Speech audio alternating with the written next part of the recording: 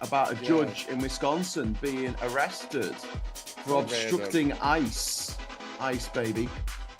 It's such a random little state, isn't it? Like, Wisconsin. Like, if you're gonna be, disrespectful. Why not one in New York? Why not one in California? I mean, no disrespect to the state itself. It's just, you know what I mean? Like, why her? Why was she so special?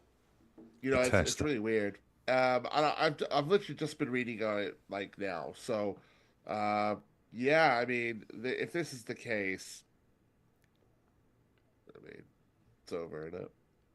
Yep.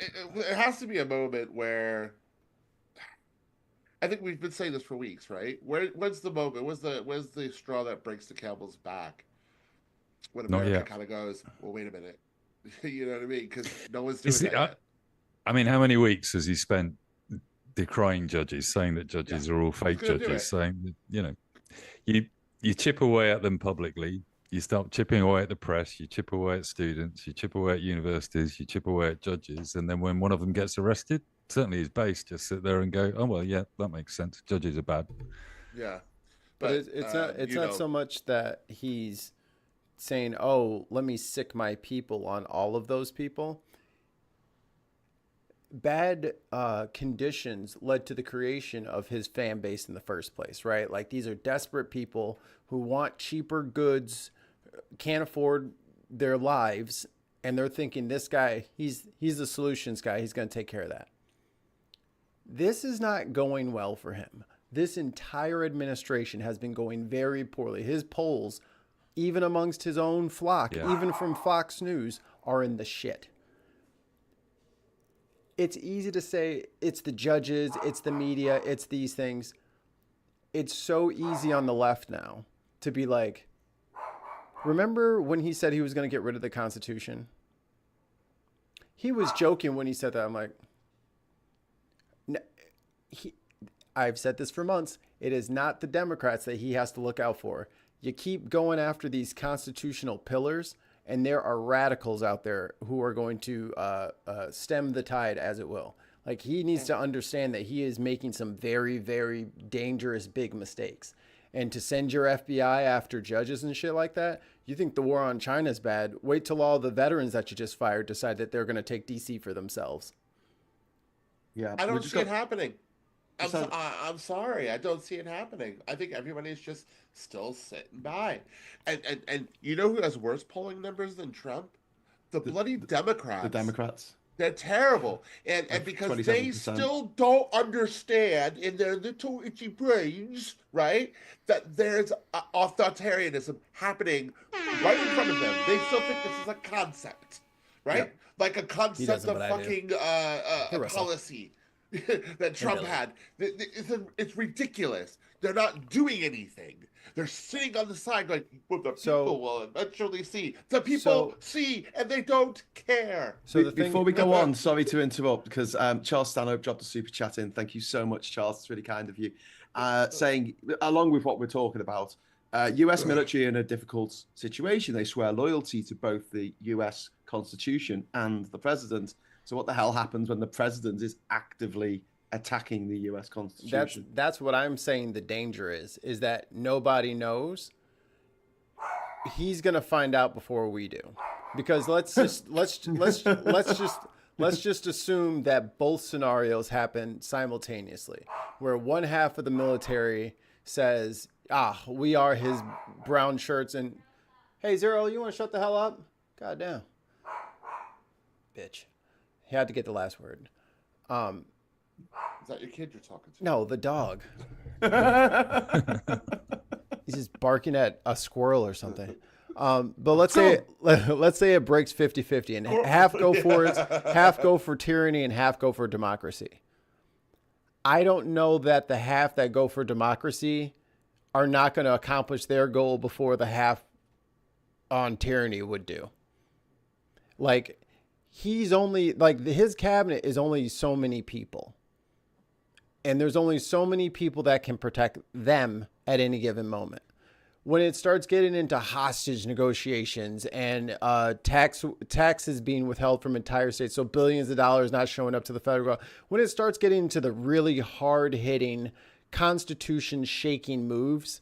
He doesn't have a lot of moves. His move is to hide in Florida. I don't know if that's the best move. You know what I mean? Like if you destabilize the entire country and there's 100 of you guys and 340 million Americans that you're using as fodder, I don't know if it's going to work the way that you think it will work. I'm not sure that I'm sure I'll hate the outcome either way. You know, I'm not for either outcome. I would rather him just say, you know what, I was wrong. Elon put me in a rocket and then we'll just see what happens. Like, I would prefer that to be the case. And then we undo all this.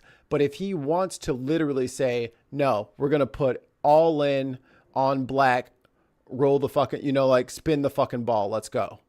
If that's what he wants to do, there is a very small chance that he comes out of this alive and or on top. I just so disagree. I don't think anything's going to happen. I think the American people are going to sleepwalk into fascism because they're so apathetic. They just want to get to work. They just want to do their job. They just want to support their families. And I just don't see the revolution on the streets. I don't see it happening. I'm sorry, Mike. Yeah. I mean, if it does, I hope it does. That's all I got. I hope it happens. All you said to me is that you don't see it. And I don't disagree that you don't see it. Okay. Yeah, I don't see it. So if it happens, brilliant. I think it's going to take what kind of, if you said there's this 50-50 split, let's say, hypothetically in the military, where you've got the ones for the Constitution and the ones for the president, what kind of guy are we talking about? What kind of guys, men and women, are we talking about who are going to take up arms against the president, which is what you're suggesting? They're all take up arms. They already have arms. And but what I mean is the mad people, the people that think that shooting politicians is the solution, tend to be right wing, tend to be MAGA, tend to be racist, etc., etc. Tend to be constitutional loving. But it is their epitaph sent on golden tablets from above. That is the Constitution is their life. So attacking it is dangerous. He spent 8 years merging those two groups of people into one. That's what I think he's done. I think that's where Scott's coming from, is that you don't see the people mad enough to pick up the gun, not believing that the Earth is flat and we didn't do the Apollo moon landings, and that Trump is a genius. So I'm enjoying this conversation. I don't really want to jump in, but I just want to say hi, Josh, to Josh Russell. Hi, Josh. Moving forward, hi, Josh. Who's joined the chat. He's going to be talking about the local elections that are taking place later this week in the UK. Sorry, my country is. But is it all right, Josh, if we just continue this a little bit first about the madness of King Trump? Quite enjoying just listening in as that was going. So yeah, absolutely. Okay. Don't worry. So so the question was asked by Mike, like who would it be? So Mike. So the danger again is he has stirred up all pots. He's raised the temperature in all pots, right? And then but everyone keeps like, oh, the Democrats, they keep trying to hurt it. No, idiot, you have unleashed all the crazies. Like we keep them in certain areas on purpose. We acknowledge their existence. We know that there's sometimes we just can't do anything about it. Look at our gun violence. Like we understand that there are dangerous people that just roam the streets, and that's just a way of life here. And we just have to go on with it. When you intentionally piss off and enrage and deprive the rights of the most tactically trained ones, like, dude, you fired 60,000 veterans. What are you thinking? Maybe if they were bakers, I mean, you're not really afraid of a baker, but these are trained. Yeah. These are trained assassins that you just sent home after. Like, imagine if you were in Afghanistan and then they pulled out of Afghanistan, and that was a whole terrible thing. So then you got a job at the VA back home, and then they closed it. Like, those are the guys that he needs to be worried about. Not us weirdo, blue, they, them motherfuckers. Like, we're fine.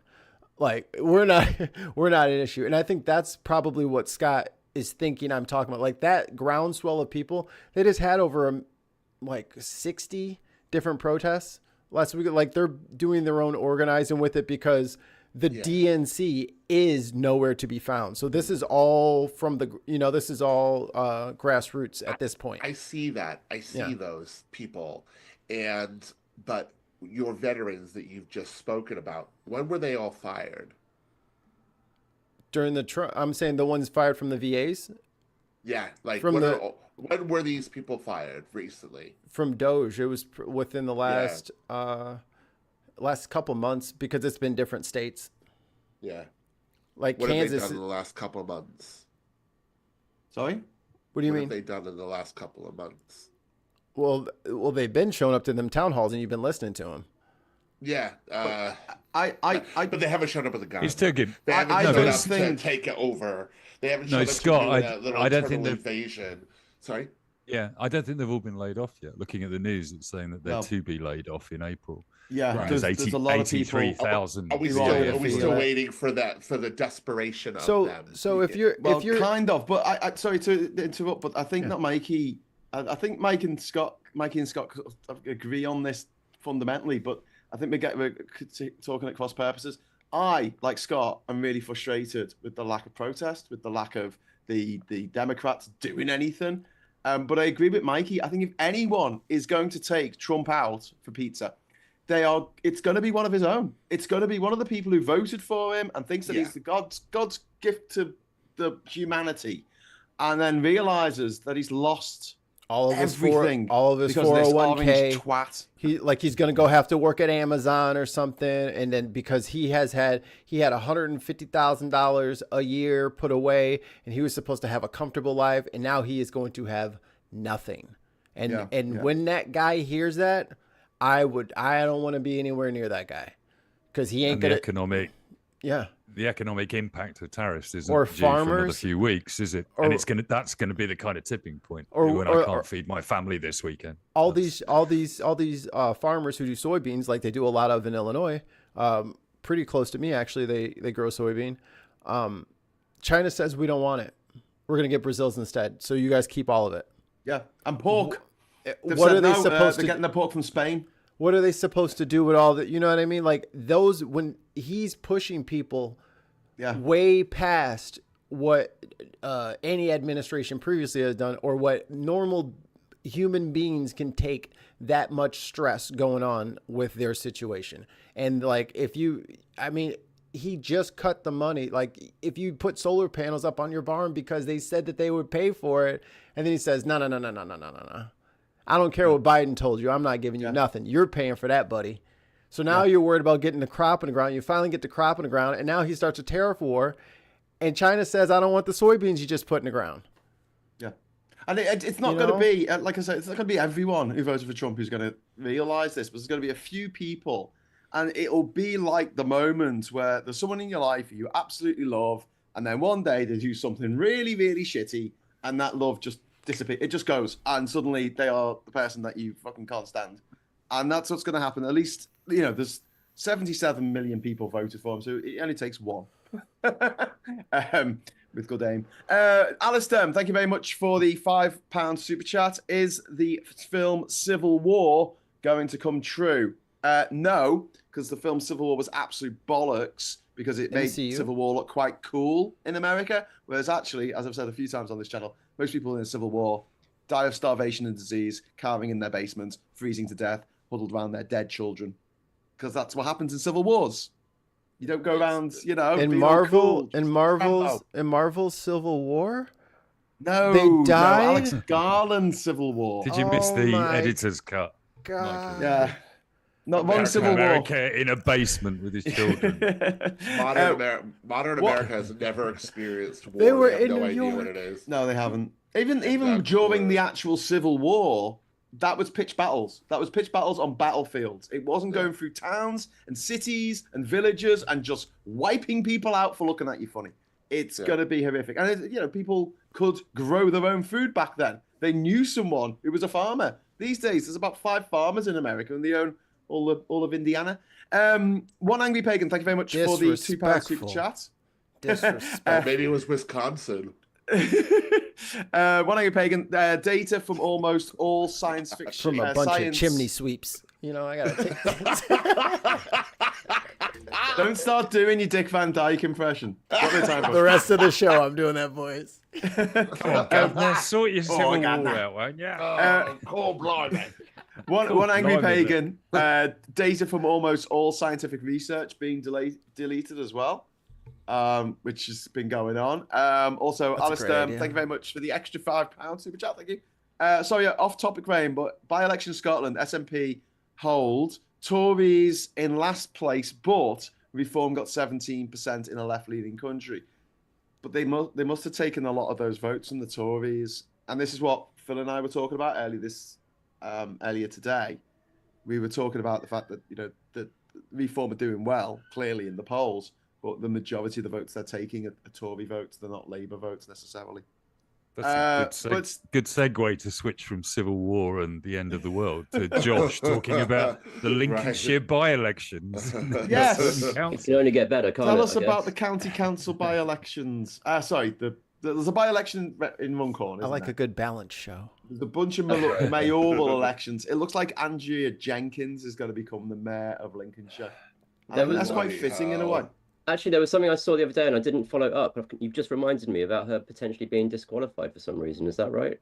Yeah, she didn't fill out the form correctly. She'll get away with it, though. She's posh and rich and got rich friends. We can dream.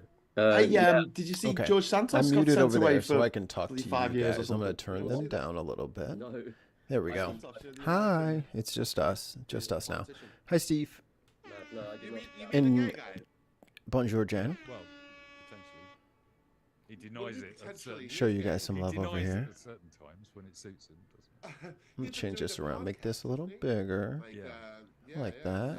He's in jail now. Yeah, he's been sentenced like 5 years in jail. Never mind. Anyway, Josh, sorry for interrupting. It's all right. We invited Josh on to talk about the elections. Apologies.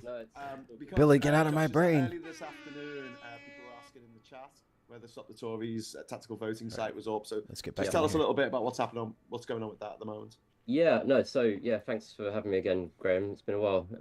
Good to be back.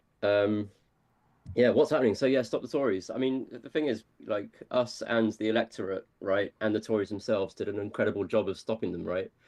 And so, like, is that still the thing? Even I don't know if, like, our mission, if you remember rightly, right, was to try and get the Lib Dems into second place, so they would be the opposition against the Labour Party, and pull the Labour Party in the other direction, right, instead of having someone from the far right opposite them. We were only 20 MPs short. I know. I mean, oh man, the numbers are quite mad. We could have done it because 20 MPs, but just a few tens of thousands of votes as well, right? So really quite powerful what we can accomplish, and it's just about getting more people doing it. And like the one thing I really enjoy about tactical voting, and as you probably all know, I'm quite optimistic about all this because I have quite a different view on what's going on in some ways.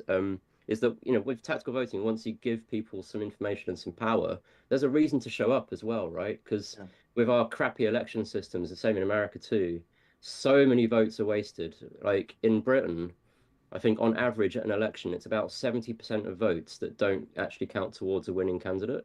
So why do those people bother, right? And if you've got all these safe seats, what's the point? But in some places, it's really thin margins, and so we can make quite a lot of difference. And all of a sudden, you get together and vote as a community, as a country, rather than just like, thinking about your local area as well. Like you have to make that compromise occasionally. You can actually topple a government, right? And I think what we're trying to do in the future is to like point that in a different direction as well. So like not just toppling things, but using our voting collective and our collective power to force good things to happen as well. To actually say, look, we are the dominant voting force. And we know that because you look at the stats, the right wing combined, when you add up all the right wing votes at every election going back 100 years in this country, there's never been a majority, right? It's always been a majority voting against them every time. So we know there's a majority against the right wing. And this is what's so infuriating, right, about what we used to call the opposition parties for the last 15 years, is that they don't seem to understand where the majority is and that they can't read the also, they won't work together. And, Phil's left Labour. I saw that video, yeah. Phil Morehouse, no longer a Labour member. Wow. Does he really? And this is because he wants to support tactical voting. Yeah, he saw that. I saw that. It was amazing. Yeah, I have to have a proper catch up with Phil. I mean, they will never work together, and like there's lots of reasons why, obviously, right? And we all know about 97 and the wink and the nod and the lists being shared and all that kind of stuff, but that was about it, right? No, it happened in the last election, didn't it? Because Labour published a list of constituencies that it wasn't, that, you know, I think they said low priority, you know, and it was obvious, like giving it to the Lib Dems, going, here's the ones where we're not spending any money. But the point is with God. Like, but ultimately, we the voters are the ones that end up going to the polling station, right? We're the ones that go there in our millions to do it, and it's us that need to get coordinated. Because like my dream is that a progressive movement in this country is not inside a party, right? Yeah. It's independent and forcing the parties, whoever it is, you know, with our voting power to make things different. You know, and like the other reason they don't work together is purely boring technical stuff, and it's electoral commission rules, right? So if they did work together, they basically would be seen to be one party, and then they would have their spending caps limited, which would make them uncompetitive. So there's really boring reasons too, of course. But again, screw all that. We the voters, you know, we the voters, and that's what we're trying to do, is say we are the biggest group. I think, you know, that's what we're trying to do. I think what's going to be evident for most of the Western world is, like, especially after COVID, that the proletariat's kind of sick of eating shit. and we've stomached enough, and we're getting kind of tired of it. And I think the same sentiments of more progressive views. Does not matter of your pageantry of left or rightism. Are you going to get something done, and are you going to get it done without causing the biggest hullabaloo possible? Can you just work? That's where we're at. Like, can you just do the job and go home, please, without, you know, 1,000 scandals and special carve outs for your best friends? Like, can you just be a normal frickin' dude with a job? I agree, and I think there's the frustration on the right as well, and that's why these populists do so well, because they say, I'm going to stop all this stuff. When Trump said in his first term, I'm going to drain the swamp, that was quite attractive to people who were not really interested in politics. They weren't interested in politics. All they saw was corruption. They saw politicians as all being the same. Trump comes along and he's different. And then people latch onto it, unfortunately. Before we go on, big shout out to Saz for joining Lone Star on the Politics Social ladder, and also Reverend Kathy as well. Also welcome to Lone Star. So thank you for coming along and being a member. Also George, thanks for being a member for 19 months. That's pretty cool. Can we have a shout out for Vlad Vexler in hospital? Yep, absolutely. And you know, you're awesome. Thank you. You're the best. And then a couple of super chats down here. We got Charles Stanhope. Thank you very much, Charles, for the super chat. The Romanian dictator Nicolae Ceausescu was brought down when a few people started booing him in the crowd. Yeah, he was shot dead on Christmas Day. I think it was 1989, was it? Or 1990? But yeah, they got rid of him.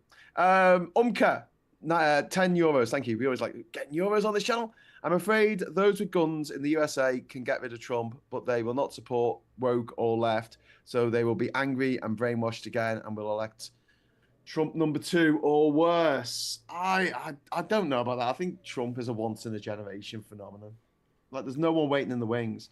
And a mistake that a lot of these dickheads make, you know, Putin and Trump and Idi Amin and Pol Pot and all these horrible dictators who do horrible things, is they get rid of all the people around them who are competent, because they think, oh, they might take my job, so I'm going to get rid of all these competent people. So you just end up with a bunch of corrupt idiots surrounding you, which makes your downfall inevitable, and no one replaces you, because anyone who had the charisma or the, you know, the nous to take the reins over from what you're doing.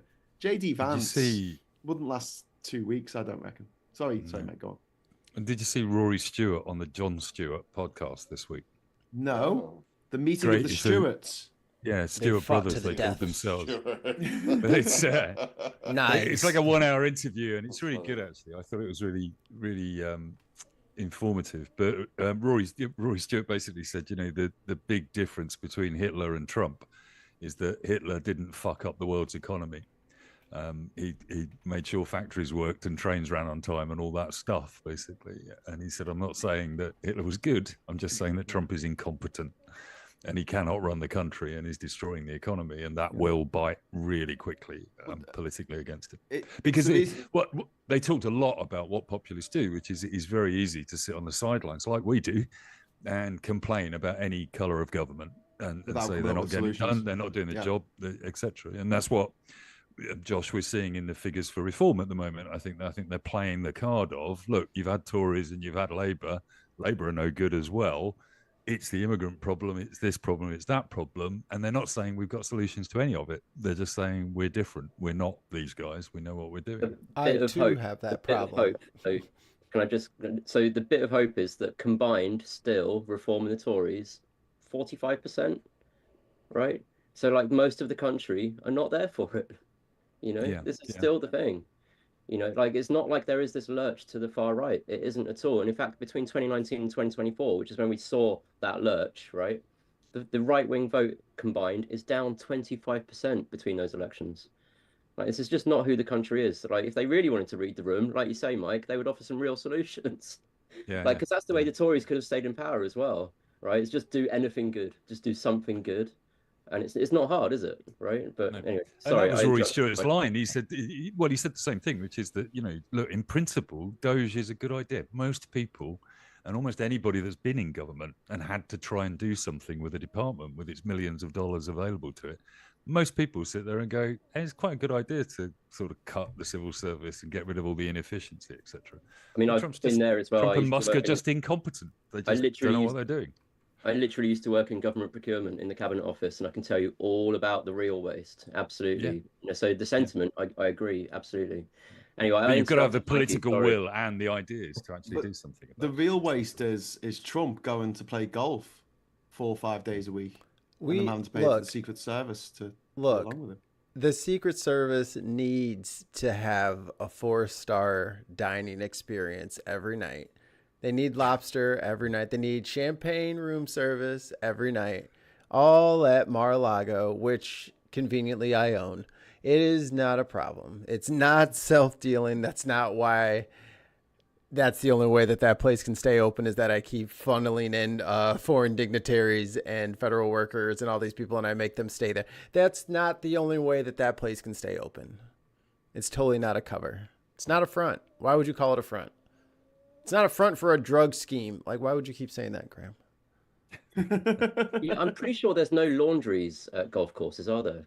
Like, I don't think that's a thing. Something's getting washed. Something's getting cleaned. Take your grass-stained pants home, don't you? Well, yeah. I suppose Trump doesn't. He gets through a few pants, doesn't he? Because he keeps shitting himself. So let's not talk badly about those with afflicted bowels. Okay, sorry. I went off on a bit of a tangent about the local elections. Shall I tell you where we're at? Yeah, go on. Yeah, and like I don't want to dominate the whole conversation about this, but it's happening next week, and so you know, it's fairly big deal. Gotta get in there. That makes sense. We're listening. So you know, stopping the Tories, like I was saying, like the website before was called stopthetories.vote, right? It did exactly what it said on the tin, as they say, and but are they the real threat right now, and is that the real thing? And I think that's the issue that we've been trying to work out. It's like, well, we did stop the Tories, so like we can't just run with that again. And at the same time, we have a new government as well, and there's people, you know, we have frustrations with that new government, and I'm obviously putting that very mildly, right? There's a lot of very, very valid things that people should be very angry about with this government, as we know. So, like, just simply having this message of, well, we've just got to keep out reform and just got to keep out the Tories is a very, very difficult thing. And I suppose, you know, what we're trying to do is play both games at once. You know, we've got to keep out the far right, because it's end of days if they get power again. Like, I get pushback for this, but like, this is the general statement, isn't it? You know, us and Canada and maybe Japan are like the only liberal governments left almost with any kind of influence around the world. And I say that, you know, knowing that actually our current government is not necessarily what people would call liberal, right? But we're certainly not far right. I'll tell you, there's some countries in Europe. Did you mention the countries in Europe? Yeah, no, of course, yeah. So, but I mean, they've all had their own issues, right, as well. So the point is, you know, if every country that falls just makes them bolder, and we're seeing that with what's going on in America at the moment. You know, with Project 2025, it's just basically a list, it's a coup to-do list, isn't it, essentially? We will see the same here if Reform get power. But, right, how do we then also, point at this current government and say, but you need to be much, much better, without it just being a flat endorsement of them by saying, well, we've got to keep out Reform. And this is the bind that I think so many of us are in. And of course, partly that's to do with the way that our elections work, because we have a two-party system that pretends it's a multi-party system, essentially. What if we had an actual multi-party system? We wouldn't have this binary choice. So again, what we're trying to do is, firstly to say, well, actually, in a lot of places, there are other choices, right? So we do recommend Lib Dems, Greens, and for the very first time, we're recommending a bunch of independents now as well. Which I'm really proud of. Like we've done, like, it's a ridiculous amount of work to try and look at independents and who they really are and whether you should vote for them. I was going to say that you've done some in-depth research on. Oh yeah, I mean it's seat by seat, candidate by candidate. That we have a data team that's it's been like, well, a Herculean kind of effort. I mean, thank you for that, Josh, because I think when anyone sees an independent on the ballot, it's almost impossible to tell anything about them. Totally. And we've only done the first step of this, but I think over the next few years, we really should do a lot more work on that. And what I would really love to do, I mean, did you all see the primary that happened during the last election in South? I heard about it. Was Liz Webster working that? She was doing. Liz Webster? It was Anthea Simmons. Okay. And her. So, before you go on, Josh, can I just ask? It is still stopthetories.vote. Well, because I went there and I put in my. It is still there. That does still work, but we're going to launch another brand that might be very easy to guess. Stop refuck. Fuck refuck. We're literally doing the last testing now. I'm glancing over here at WhatsApp because I'm getting. Okay, but when that goes live, will the Stop the Tories site redirect to it? They'll both be there. They'll both be there. So they're mirrors. Yeah. It's just I've got an animation that says "Stop the Tories." I was just going to. It'll work. Don't worry. It'll work. Okay, yeah. It'll work. Before we go on, Umka, thank you very much for the €5 super chat. Brits and Americans, get rid of your winner-take-it-all election systems. Those systems are like a pendulum swinging between extremes.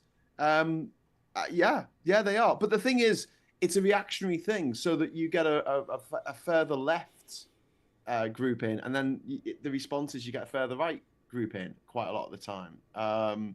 It's why I don't really understand why centralist is such an insult, because it just means that you're not veering from one extreme to the other. Because when the extreme left are in, great, they'll do all the stuff that I want them to do. They'll bring in UBI, we'll rejoin the EU, we'll do all this, but then the reaction to that will be the extreme right getting in, and it'll be bloody awful. So you think about, we had George W. Bush. If it wasn't for George W. Bush being president, do you think we would have got Obama?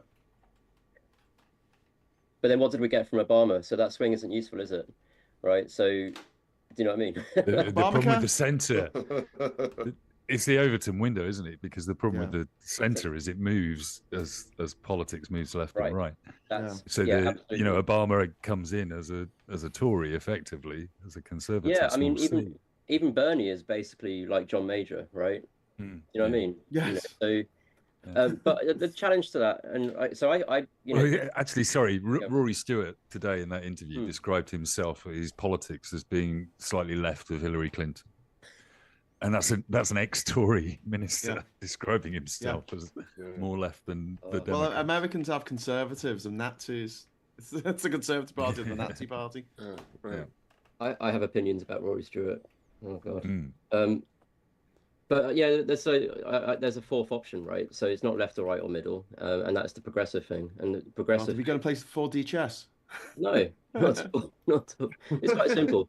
Like, so the progressive idea is basically inclusivity, right? And that's essentially it. And then you've got democratic socialism and all that kind of stuff. So whatever labels you want to put on it, it's about doing good things for everybody rather than picking sides. And about creating thriving policy and all that stuff. I can name lots and lots of progressive policies. Yeah, UBI came up a few minutes ago. That's a progressive policy, I think. But something that was proposed in America, Josh. Say again? It was something that was proposed in America by Richard Nixon. Oh, really? Yeah. Oh, I didn't know that. But there you go. PR is supported by right-wing parties, like Refux support PR. For now.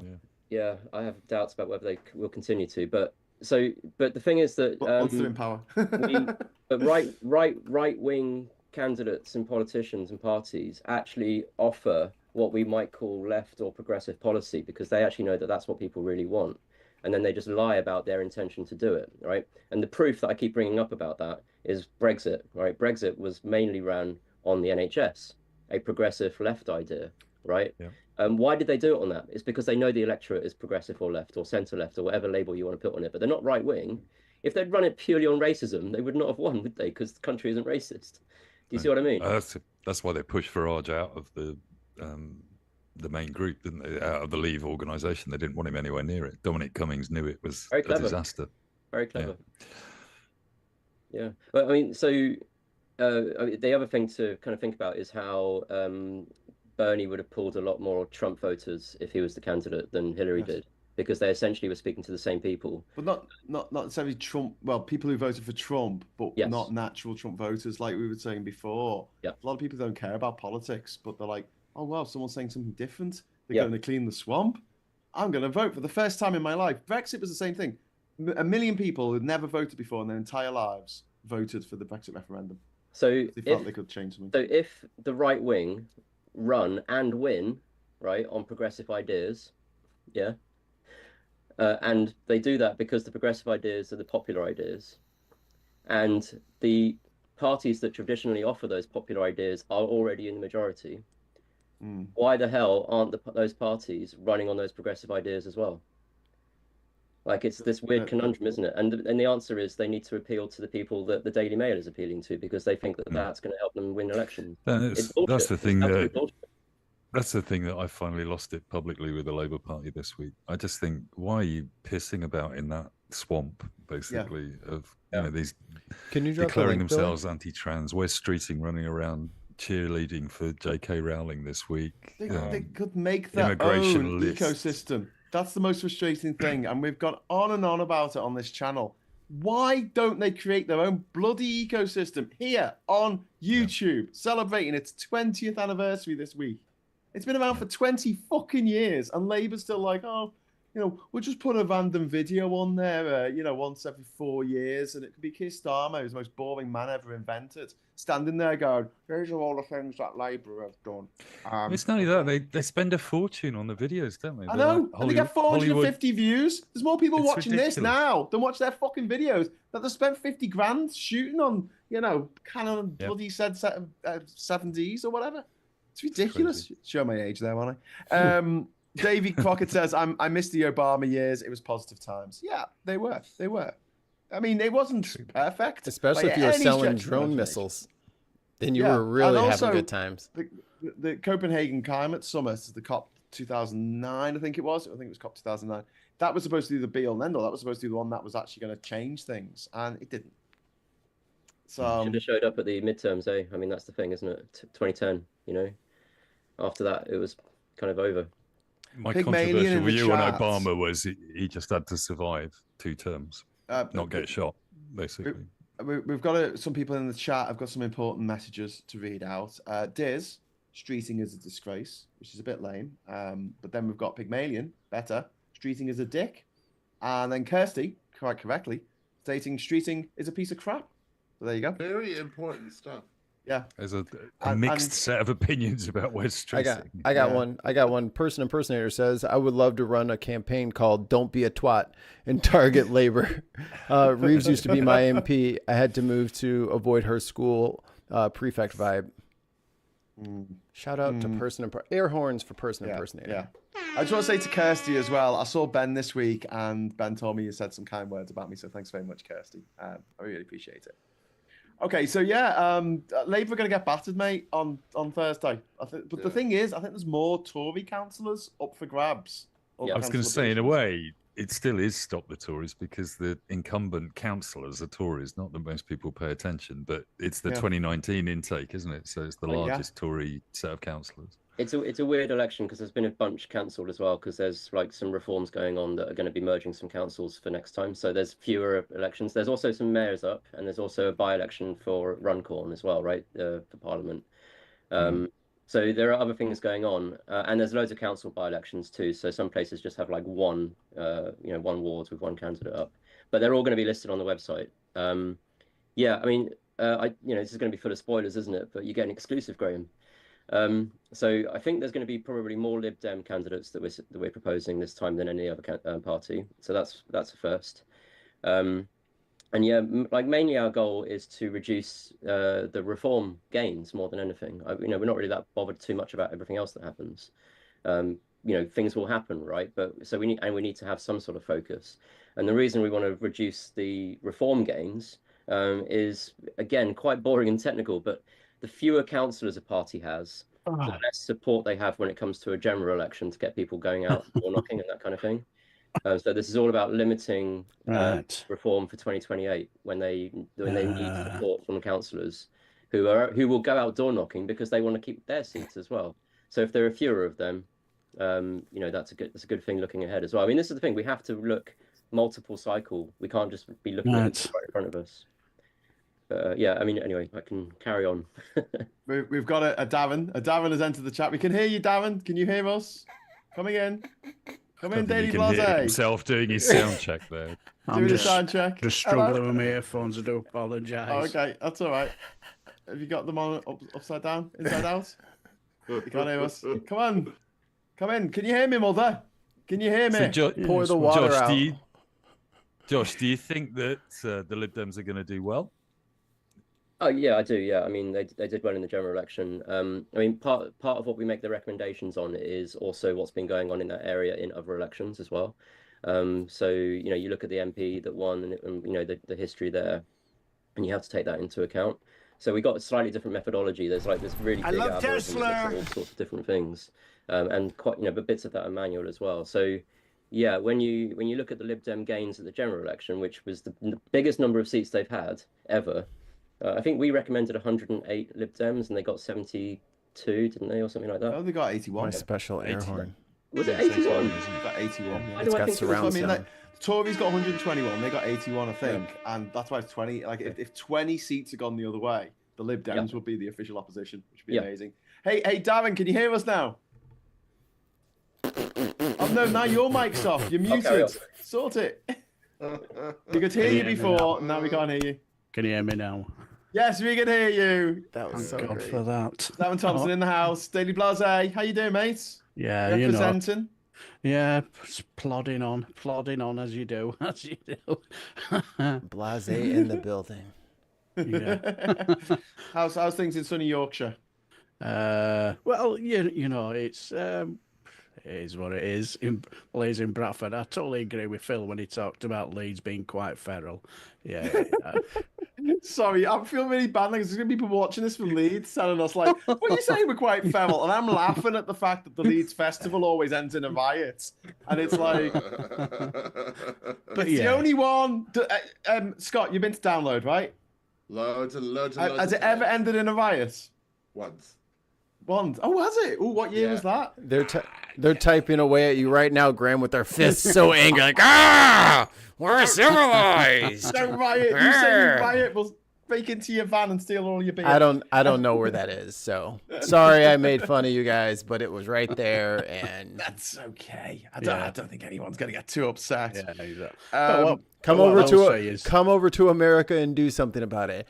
I didn't think so. No one's coming. I can talk all the shit. None of us are coming to America, Mike. I can talk all the shit now. We'll help you get out.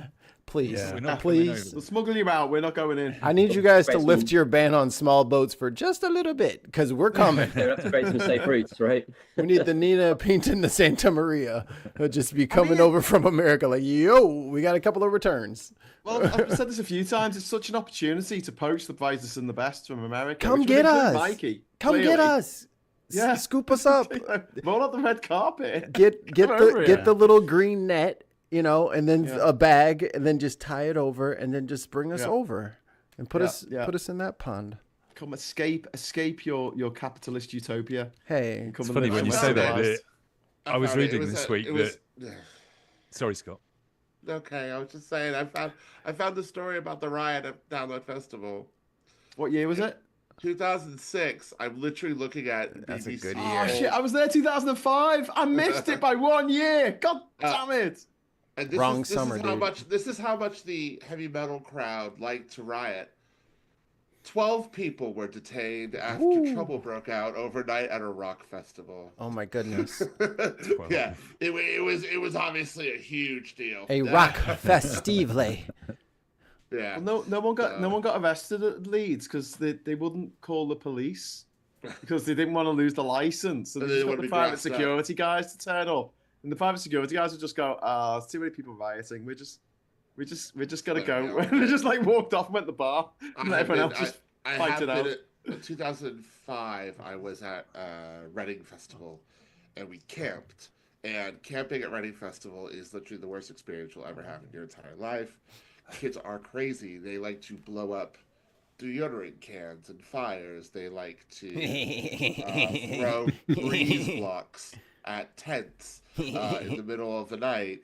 They like to, do really awful and horrible shit. Yeah, awful. Never again. Scott, I just done my own research. I was there in 2006. You know what, Graeme? Well, that explains things. I didn't see a riot. You know what happened, Graeme? I was there in 2006 as well. That was my first. Were you? Yeah. I'll have to show you. That's when they first kissed.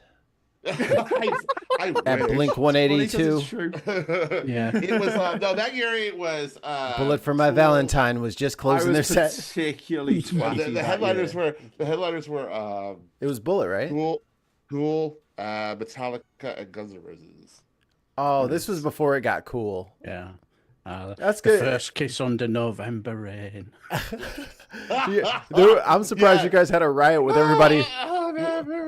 I'm surprised you guys had a riot with all the artificial knees in the fucking crowd for that show. Jesus Christ. Metallica, GNR, and let me guess, the Beatles reunion? Like, what is this? Metallica and Tool. Tool were the modern band that weekend. Yeah, Tool was just like, they had Schism out. I wouldn't say they are now, but yeah, that was the modern band of the weekend. Tool was that metal band was like, hey, instead of like keeping 4/4 time signature, let's go get the D&D set, roll a D20, and we'll just alternate every 7 measures, and we'll just sell this to people. It is complete gobbledygook, but it is so fun to listen to. And we will do it all in 10-minute songs. And how did they get popular with odd meter, 10-minute songs? I will never understand it. Great. I mean, I love Tool. I love Tool. I don't understand why people like, you know what I mean? Like, I could understand a commercial band. Yeah, I could get them liking Disturbed.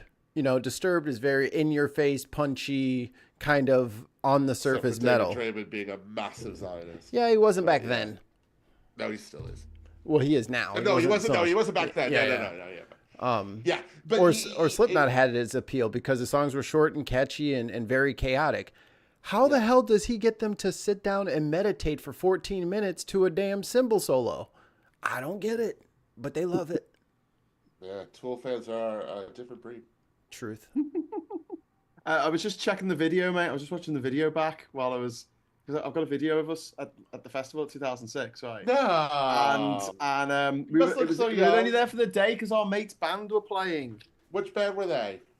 This is the bad thing now. Oh, you forgot their the band. Name of the band. I hope he's not watching. I hope he is watching. See him in the end. What? I hope he sees this. You went all the way to Donington to not see your friend band. Was it GNR playing as well? GNR played, yes, on the Sunday. I can't wait.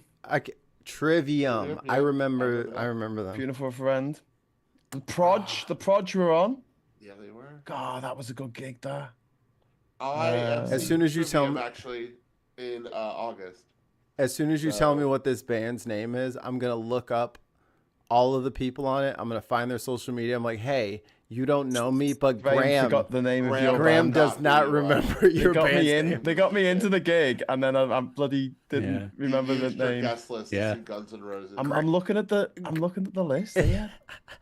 Just blame COVID. Like, my memory is just all fried from COVID. There was They were so unforgettable. They were forgettable. That's probably their name, the Unforgettables. Wouldn't that be you can just go to the download website and look up Download 2006. You'll get the whole full. Remember Us Forever, the band. Yes, the one and only. Graham's our best friend, the band. You know what I have? Amplifier. It was Amplifier. Sorry, I don't know why I forgot that. Amplifier. How you spell Neil it? Mahoney used to be a member of them. He's left, so he's not part of the band anymore, so it's okay. How do you spell amplifier? Is it like... God, that was... Does it have like Y's in it and stuff? Unless he left the band because all the comp tickets he gave out, he never actually... nobody remembers. Nobody downloaded them afterwards. A really long time, but... Yeah, so I give him a subtle hint. Is that that's the poster there? Okay, so under Tool, under Tool, one of the names is Amplifier. Scott, can we just commend you on your filing system? That is awesome. Shit. I love the fact that you just pulled that out. Well done, that is sir. The 2006 Download Festival. Yeah. Oh, what a lineup. I don't know if I'll find a frame big enough. This is the problem. They can make them. It's big. It's I could get one. They probably fit in one of those IKEA frames. I can't hear you because I got the earphone. Oh, yeah, I got the ears in. Why are we yelling like he could hear us? We're so stupid. Can you hear me? Darren so Christian dumb. has just dropped £2 in the super chat, hoping Bantams beat Donny tomorrow. Yes, come on. How do you feel about that, Mikey? I'm having kittens. What? Mikey, I was looking up amplifier. Are we on to soccer ball now? Darren is hoping that the Bantams beat Donny tomorrow. I'm thinking still on music. You think they're going to... Bantams a heavy metal band. Are the Bantams a heavy metal band and Donny is Donny Osmond? Donny's Donald Trump. They're going to beat him to death. Yes. Okay. I am for all Donnies being beaten. Yes. All of them. Absolutely. All right, Scott, can you hear us again? Yes. The band was Amplifier. They're on the Friday night. Do you have a song called Neon? They're under Tool. You got Tool, Deftones, Coheed and Cambria. I once did an interview with Coheed and Cambria, and I made a joke. Yeah, I made a joke. Oh, they're amazing. And it was about how, rock and roll girlfriends, you don't want to turn out to be a Yoko Ono, do you? And they got really shitty with me, and they wouldn't answer any more questions after that. And I thought, oh God, there's something gone horribly wrong. That's because one of the former band members get involved with the teenage girl. Oh, I don't know. No, I said Yoko Ono. I wasn't talking about, No, but there was definitely something with a band member from Cambria and Cambria. They kicked him out because he got himself into a little bit of bother. With someone I think who was underage. We've got to hope Scott's rolling up his poster there because the visuals were not good. It's so huge. I interviewed them for the. It was basically just something going on down here, Scott. Yes. I interviewed them for the BBC website, and I never published the interview because it went a bit south. Assholes. Well, they seemed all right, but there was a question about girlfriends on tour or something, and I cracked a joke because it was in Liverpool at the time. They were doing a gig in Liverpool. I cracked a joke about Yoko Ono, and they all got a bit moody with me. So I don't know if someone in the band had said something about a girlfriend who was hanging out in the recording studio or something. I don't know.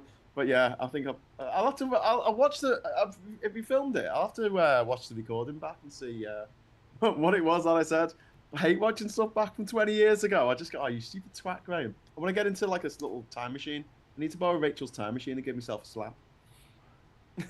I'm seeing a couple of different things, but I'm not seeing that.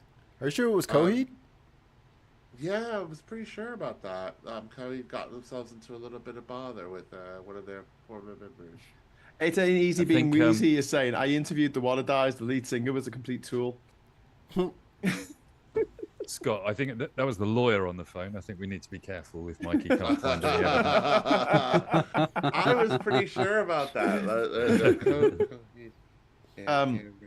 Yeah, so I missed I missed pre-Tories when live music was commonly amazing. Yes. It was one of the many things that the Tories just came along and ruined. All the incentive is gone. All the good people are studio musicians now. They don't make bands anymore. They just make stuff solo, and they just write their own stuff, and they just put it all out by themselves. Yeah, and I think the music industry and Spotify have done as much damage as the Tories to the music industry. Just while I remember, I think the Glastonbury tickets go on resale on Sunday at 9:00. So I won't be able to do Sunday service at 9:00 on Sunday, but we'll do something special instead, I think. Anyway, so yeah, where were we? There's the other thing I wanted to talk about. Sorry, Josh, we went completely off topic there. Oh, good. By the Download Festival like 20 years ago. I'll tell you about Glastonbury in the 90s as well, if you want. Yeah. I was only 13, so like very different. What year did you go? Oh God, I think the first time I went was probably about 89, 90. Oh wow, like wow, that's really early. My first one was 1997. Your first one? Yeah. Yeah, I mean, quite a different experience, obviously. And a bit of an awkward moment the other week, because Mark Hamilton from the band's a mate of ours, and we were talking about Glastonbury because they're playing this year, and he said something like, I think we played 8 times, like Ash have played 8 times, and I'm like, I think you played in 1995, but I never saw you because I didn't go in 1995. And he went, we played in 97 as well, we headlined because someone else was supposed to be headlining on the Sunday, and they ended up headlining instead because they couldn't get onto the field because there was so much mud. Or couldn't get onto the site, sorry, because there was so much mud. The people who were supposed to be on, they were on like the Friday on the other stage, and then they were asked to headline. And Mark from the band became the youngest person to ever headline Glastonbury. And so when Billie Eilish headlined Glastonbury a couple of years ago, the BBC were like, "This is the youngest person ever to headline Glastonbury," and Ash were like, no. Mark was 3 months younger than her. We do know that they absolutely messed up when they said Stormzy was the first person of color to ever headline Glastonbury, and then everybody thought it was Beyonce, but it wasn't. It was Skin from Skunk Anansie in 1999. Yeah, and, Stormzy actually apologized to her on Twitter. Did Guns N' Roses ever play there? Yeah, they played a couple years ago. Well, there you go. Slash is of color. I think it has to be like the main artist. Well, no, he's in the band. But Skin was the first person of color to headline. Yeah, and Block Party. Yeah. They played. That would have been later on, yeah. So yeah. Okay. But yeah, I saw. So having tried to get us back to the local elections and Josh's I saw Jimmy Cliff website. Anyway, come on. Sorry, local elections. This is saying I was at Glastonbury 97. God, it was a mudfest, wasn't it? And then a year later, 98, that was a mudfest as well. And I've got a mate who went to both of those festivals. He never went out ever again. Josh, are there local elections in Glastonbury over the next 7 days? God, what would be the council name? I don't know. Is it Oxfordshire? Where's Glastonbury? Yeah, so Oxfordshire. Yeah, there is Oxfordshire. What? Where is Glastonbury? Oxfordshire? Are you on crack? It's in Somerset. It's in Somerset, yeah. It's in Somerset, right. I think. Yeah, so well, that's got to be a Lib Dem. That's got to be a Lib Dem seat, surely. Correct me if I'm wrong, Darren. That's you're in Somerset. Down that neck of the woods. We don't know anything about. I don't leave Brighton. Why would you leave Brighton? Yeah, it's mild. I mean, it takes like 6 hours to get down there. Like, I believe there are other towns down here, but I don't go to them. Why would you do that? It's interesting. What I want to know is how is Mike's hair so perfect and his beard so perfect and his glasses so perfect and he lives in Brighton but he's not gay? How does that work? Hey, what about me? They only get one. I'm the only straight in the village. That's the way it works. Again, what about me? Josh, and what Except about for Josh? Josh, you're straight? What? Josh is in Brighton? What? No, Josh is straight? What? What are you doing in Brighton, Josh? What are you doing in Brighton being straight, Josh? I know, right? It's weird. Yeah. When was the last time you were straight? What are you talking about? I thought you were a big homosexual. A minute ago, I guess, and probably the last time. Yeah. Joking. I didn't care about yourself. I got a meter installed. I'm good. What? What? What's a meter? A meter? It's got a gay meter. It's got a gayometer. A gayometer. I was more concerned about the lack of compliment for my beard, but I understand. Mike's sorry, Josh, your beard is lovely, Josh. It is a lovely beard. I like it. And, it's very nice and heterosexual. Right. And the word you're looking for is lazy. Josh is seeking affirmation in the comments, if you could, please. Please be nice about Josh's beard in the comments. Nice straight man beard. All the gay guys in the compliment. Straight man beard is often lazy man beard as well. It's definitely my strategy. My wife calls mine a hobo beard. So get it shaved off, you look like a hobo. Well, I find it kind of interesting, like Glastonbury. People always go on about how it's not what it used to be. It's not what it used to be. That's what it used to be. But people used to say that in the 90s. When I first started going to Glastonbury, people were like, "Oh, it's not what it used to be." It's like the Viz isn't as funny as it used to be, but it kind of is. It's just the reality is that the people saying it are not who they used to be. Yes. But it's always been a posh festival for middle-class people. Don't forget, both Michael and Emily Evers are both on the private school mafia list. Just saying. I mean, a lot of festivals are, aren't they? Because, I mean, it's just become a very difficult, expensive thing to do. And, of course, you can't afford them for as well, right? So, people turn up in their 4x4s, drop their kids off at Reading for a weekend, drive off again, basically. And that's why Reading isn't a city. Somerset elections 2027, I'm afraid. So there you go. But hang on. There is going to be an election. There's going to be a by-election because there's a Labour MP who's gone to jail or something or been arrested in Rees Mogg's old haunt. Yeah, has he resigned yet? I wasn't sure. He's got to, I think, by the looks of things. Yeah, it's a bit grim. Yeah, you're right. So that might come up. I mean, often what will happen if they can squeeze in a by-election when there's another election going on, they'll do it at the same time. But they need to give a certain amount of notice as well, of course. Yeah. For local authority, because the local councils run all elections, including the general elections, and they need time to prepare. And if there's an election coming, they'll squeeze it in.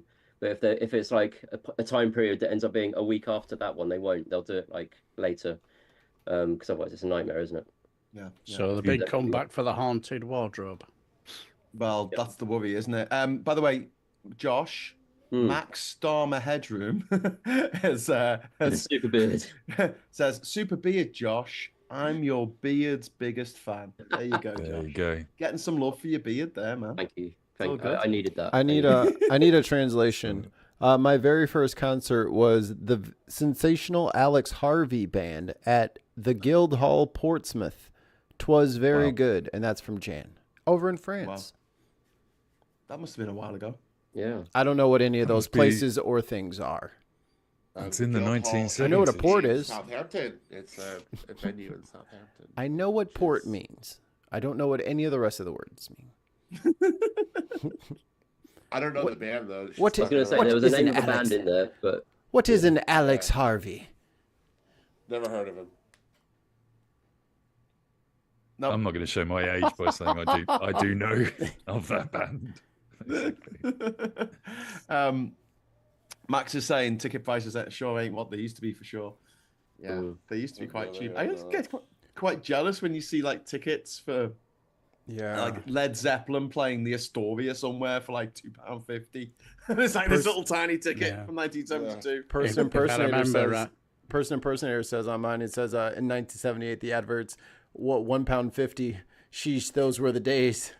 Like, can you imagine seeing a whole concert for $1.50? Wow.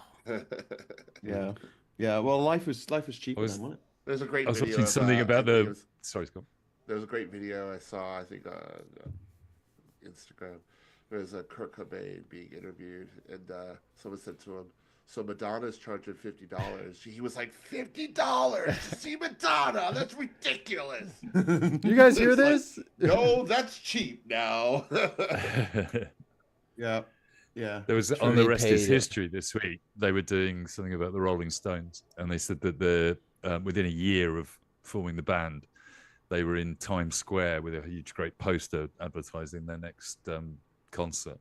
And then they flew back to play the Odeon Cinema and Theatre in Thurrock the next day, basically. Those are the days when you could just open in New York, launch a new album, and the next day you're just in Thurrock playing in an old cinema. Love it. Can we get back onto a little bit of politics? Yeah. Does anyone mind? If we I want to talk about Trump and his rude awakening this week. Veto. Russia. Russia. And no, I think it's all game. Vlad, stop it, Vlad. Vlad, you said you would have bombed them, Vlad. Oh! It is hysterical that he came for Zelensky again this week, and then Vlad decided he was going to drop some big, huge bomb, and then sent an envoy straight to Moscow. So, we know the side of his bread is buttered, really. I still think he is still swinging for the Russians and compromised. Yeah. I mean, the offer as well, right? And compromised. Aren't like military people in America who like swore allegiance to the flag or the Constitution or whatever? Aren't they getting a bit like cold feet about this whole thing of like maybe fighting alongside Russians to kill Canadians? Are they a bit gung-ho about it, or are they like, what the fuck, man? The Pentagon is on fire right now due to Hegseth and his complete lack of maturity. The job is too big for him. He's insecure. You know what I mean? Like, he's yelling at everybody. He's completely out of control. Is he also pissed as well? Yeah. And he's like, he just like, instead of prioritizing national security, he's making sure they add a powder room into the Pentagon so that he can do his TV shots. You know, a powder room. Yeah, so he can $50,000 or something. Well, he's got to get hair salon, aren't they? He got so he can get his hair and makekeup done. So when he does Fox News, fuck off. $50,000. That's Sorry, true. I'm turning to Wayne there for a second. I saw a supercut of Hegseth. I saw a supercut of Hegseth on stage, like giving a talk at a podium, and like drinking a whiskey or something. And like the supercut was every time he took a sip, and it was like sip after sip after sip. Yeah. You know, so apparently he's just fucking, wasted all the time, basically, as well. Yes. Like That's topping himself up, basically. Adds people to his WhatsApp group, his Signal group. Yeah, it's drunk texting. That's what he's literally doing. The guy in charge of the American defense is drunk texting his mates. So, guess what? We're gonna bomb these people. So I'm that's like, I would rip 7 shades of shit out of these motherfuckers if they came on my TV show and I was interviewing them.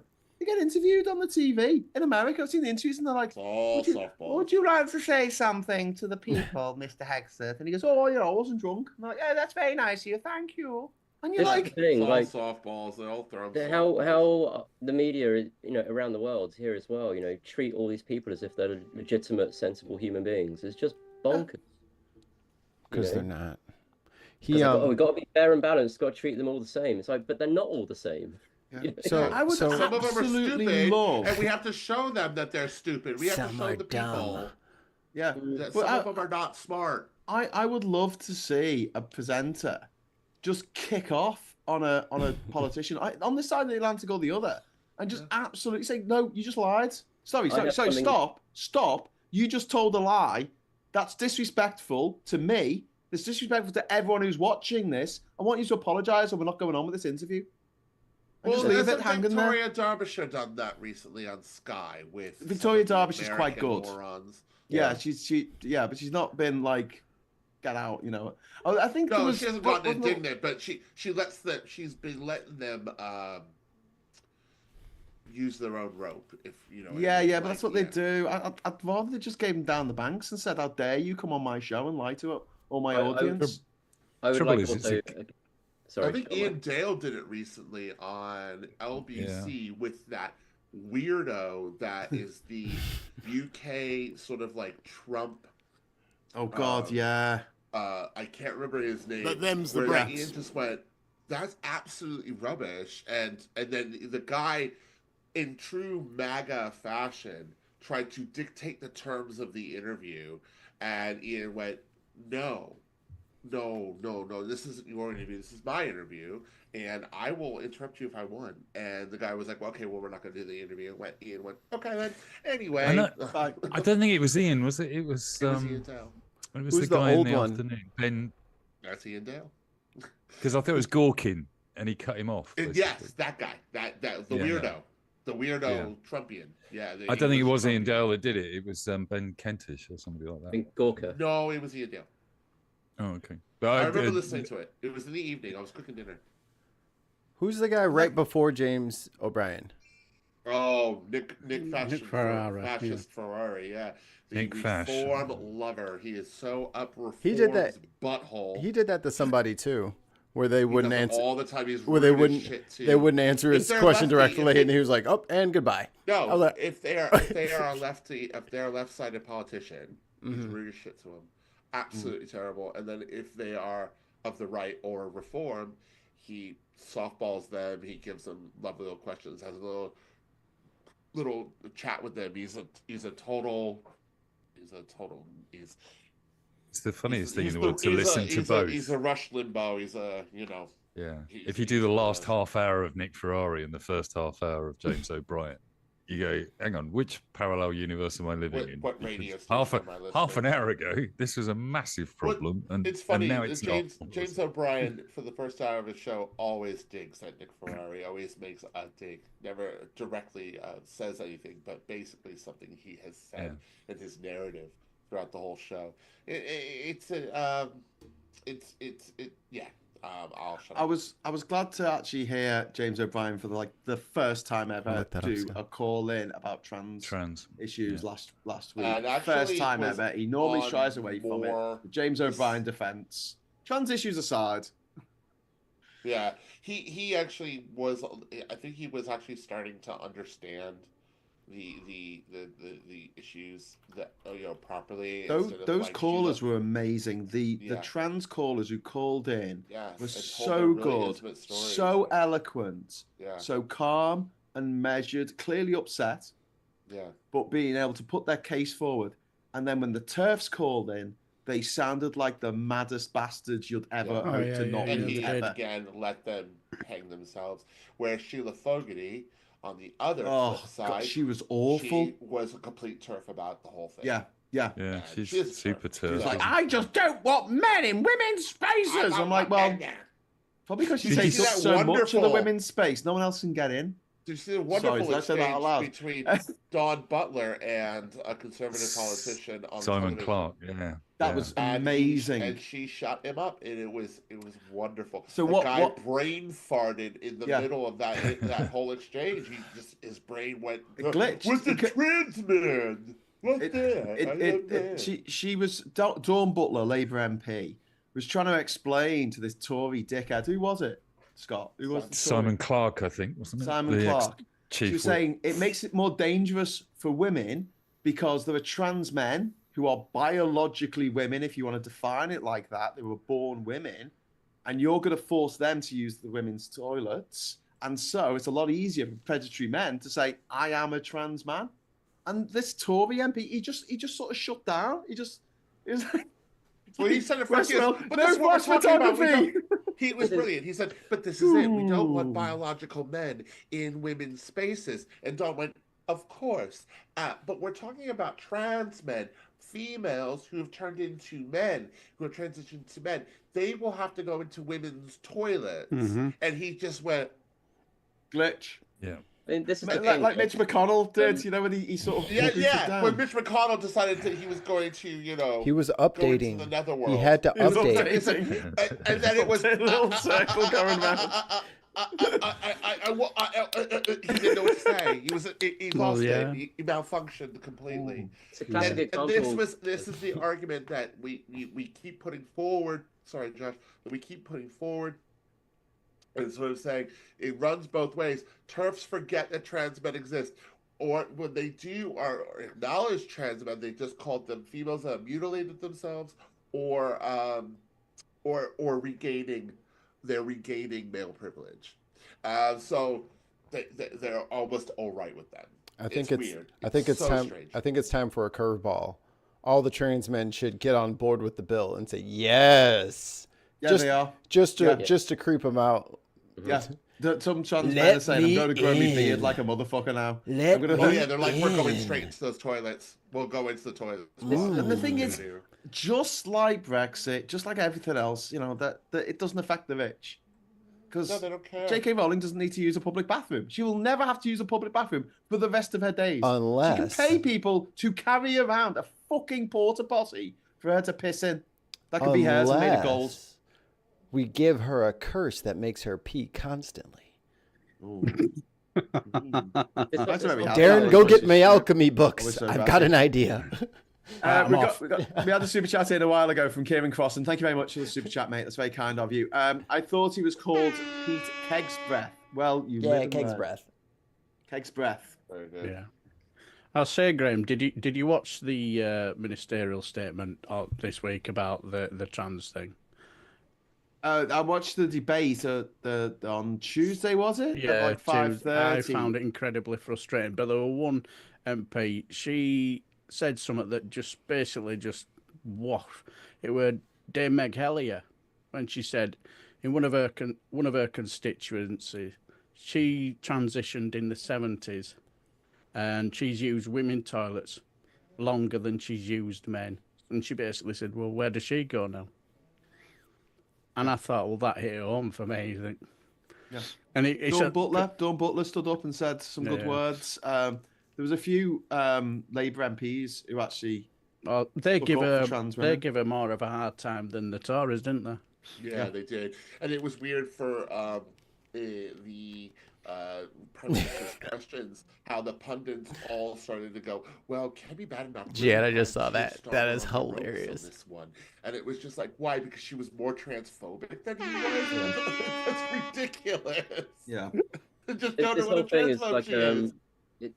There's lots of examples of this around government, right, where they are reading paperwork, and then they're not people that are affected by this, and they never have been, and they're getting crap advice from people, or they're crap themselves, and they come through it all and they go, yeah, no, we've made good decisions, and then you see the reality of it, and it's like there are people asking each other for ideas at the doors of toilets. Is this what you intended?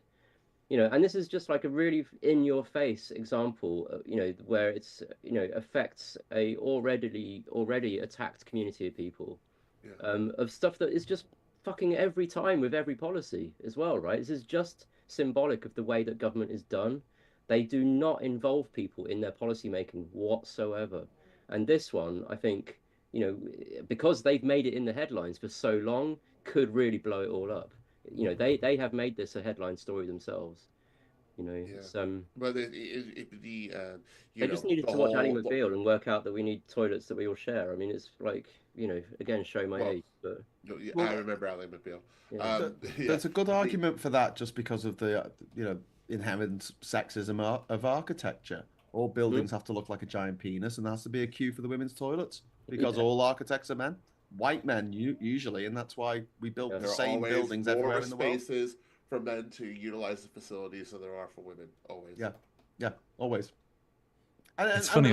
I did a post about this on Trumpton, and there was one woman who she commented, and she got a lot of people piling on her, which I never like, whatever your opinions, even if you're coming out with some tough stuff. But her main argument, but I don't like the rudeness on the Trumpton account. It's not worth it. But her main argument was that she hates unisex toilets. She hates toilets that are shared, and everybody was saying that's kind of not the point. That's really not the point of this. There's nothing in this law that prevents unisex toilets or shared toilets. A train or a plane? Yeah. Everyone made the argument. Your own house. She follows the argument that the least safe place for a woman to use the toilet is our own house, because it's shared by men, and men are the perpetrators of the most harm in your own house. But white men. She's fighting the fight. Yeah, white men. Mikey's plan was the best solution, I think, to this. It is the fastest, most effective solution. And Josh, was that last week, wasn't it? You have to put all men in jail, and then they have to prove that they can come out. Yeah. And then white men are banned from most public places because it just doesn't go well. Yeah, I think Like next time, yeah, you're right. Or next time there's a serial killer on the loose in your local area, do not advise the women to stay home at 10 o'clock. Advise all the men to stay home, because if you're out and about, you must be the serial killing. Yeah, you're out there serial killing. That's why you're out. Where are your serial killing papers? It's the thing, isn't it? That I agree with. The cliche that it's like, oh, not all men. It's like, yeah, okay, no, not all men, but at the same time, be suspicious of all men, right? Well, I mean, the people coming in on the tiny boats are all bad, right? So men must be all bad, because I am dumb like they are. I'm equal amounts dumb. So I will apply their logic to women, and the only thing that can keep women safe is to lock up all the men. Sorry, guys. Present yourselves at the nearest station and be ready for your neck collars and pickaxes. About the people that come off the boats anyway. Scott, what's happened? Scott, you're all choppy. Idea. Scott, your internet's gone all tits. There we go. What the hell? Oh, he's back. Are you using Wayne's internet? No. Scott did a fantastic impersonation of Norman Collier then.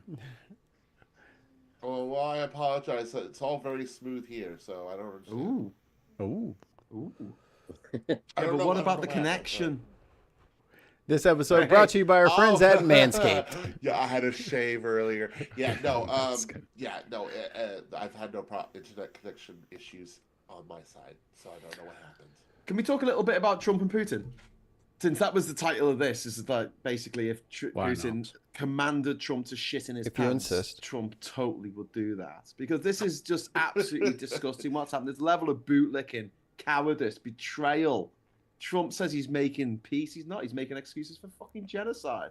Like, this is an absolute monster of a man. Like, this is what he meant by no wars. He meant complete capitulation to Russia. That's what he meant. Right. It sounded like, I'm not going to fight any wars or do any blowing up of stuff, because he's doing that in Yemen. Like, we've been striking Yemen for like 60 days.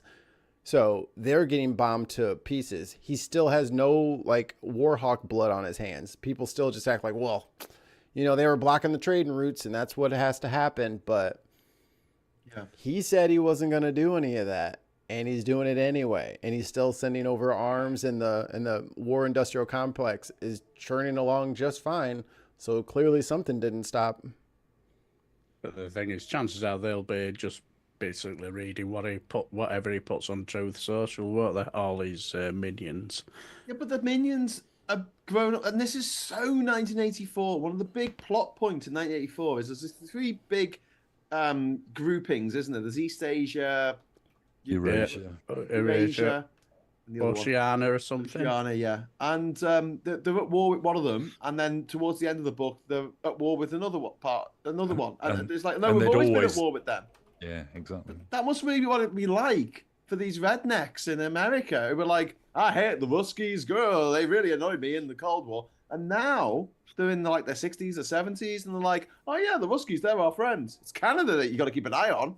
And it's like, okay, we've always been at war with Oceania. How does it work? I mean, I don't get it. I mean, the way that works is essentially Rush Limbaugh, right? Rush Limbaugh, he was one of the first, right? The radio commentator. I'm gonna say DJ, but he's not, right? Limbaugh, sorry. Limbaugh? I gotcha. Yeah. Rush Limbaugh. Yeah, I mean, obviously, the Americans. No matter, he can't hear you anyway. A lot more, but like, I mean, what's really happened is 40 years of talking bullshit on local radio, right? I mean, that's basically it. And Alex Jones amplified. I saw a thing on that said something like it only takes 150 minutes of TikTok to completely change someone's mind, right? 40 years of talk radio, I think, can change someone's mind if 150 minutes of TikTok can.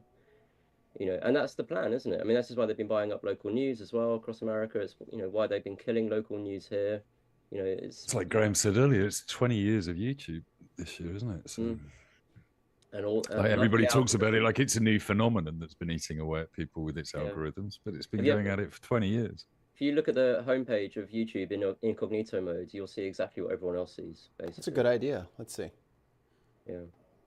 I mean, it's, you know, Mr. Beast, all the Hustle Bros, right? And then various kind of like, you know that circle of conservatives that challenge the liberal kind of stuff, right? With this Olay Oh, the body Jubilee wash. videos. Yeah, it's all that kind of stuff, but it's horrible.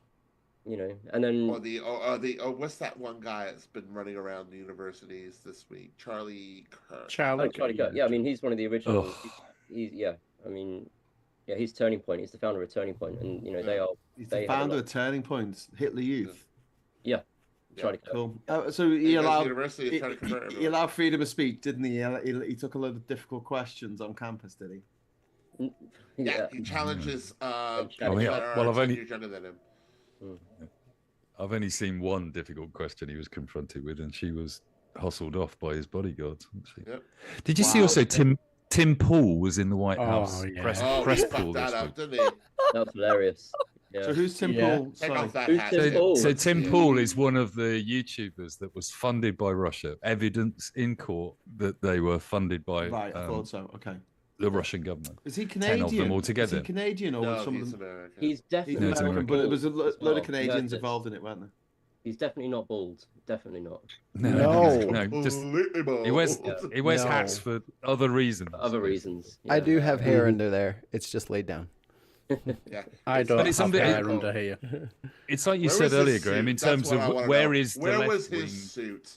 He wore a beanie into the White House. Where is the left-wing equivalent who could be funded by, you know, China, for Christ's sake, and nobody would care?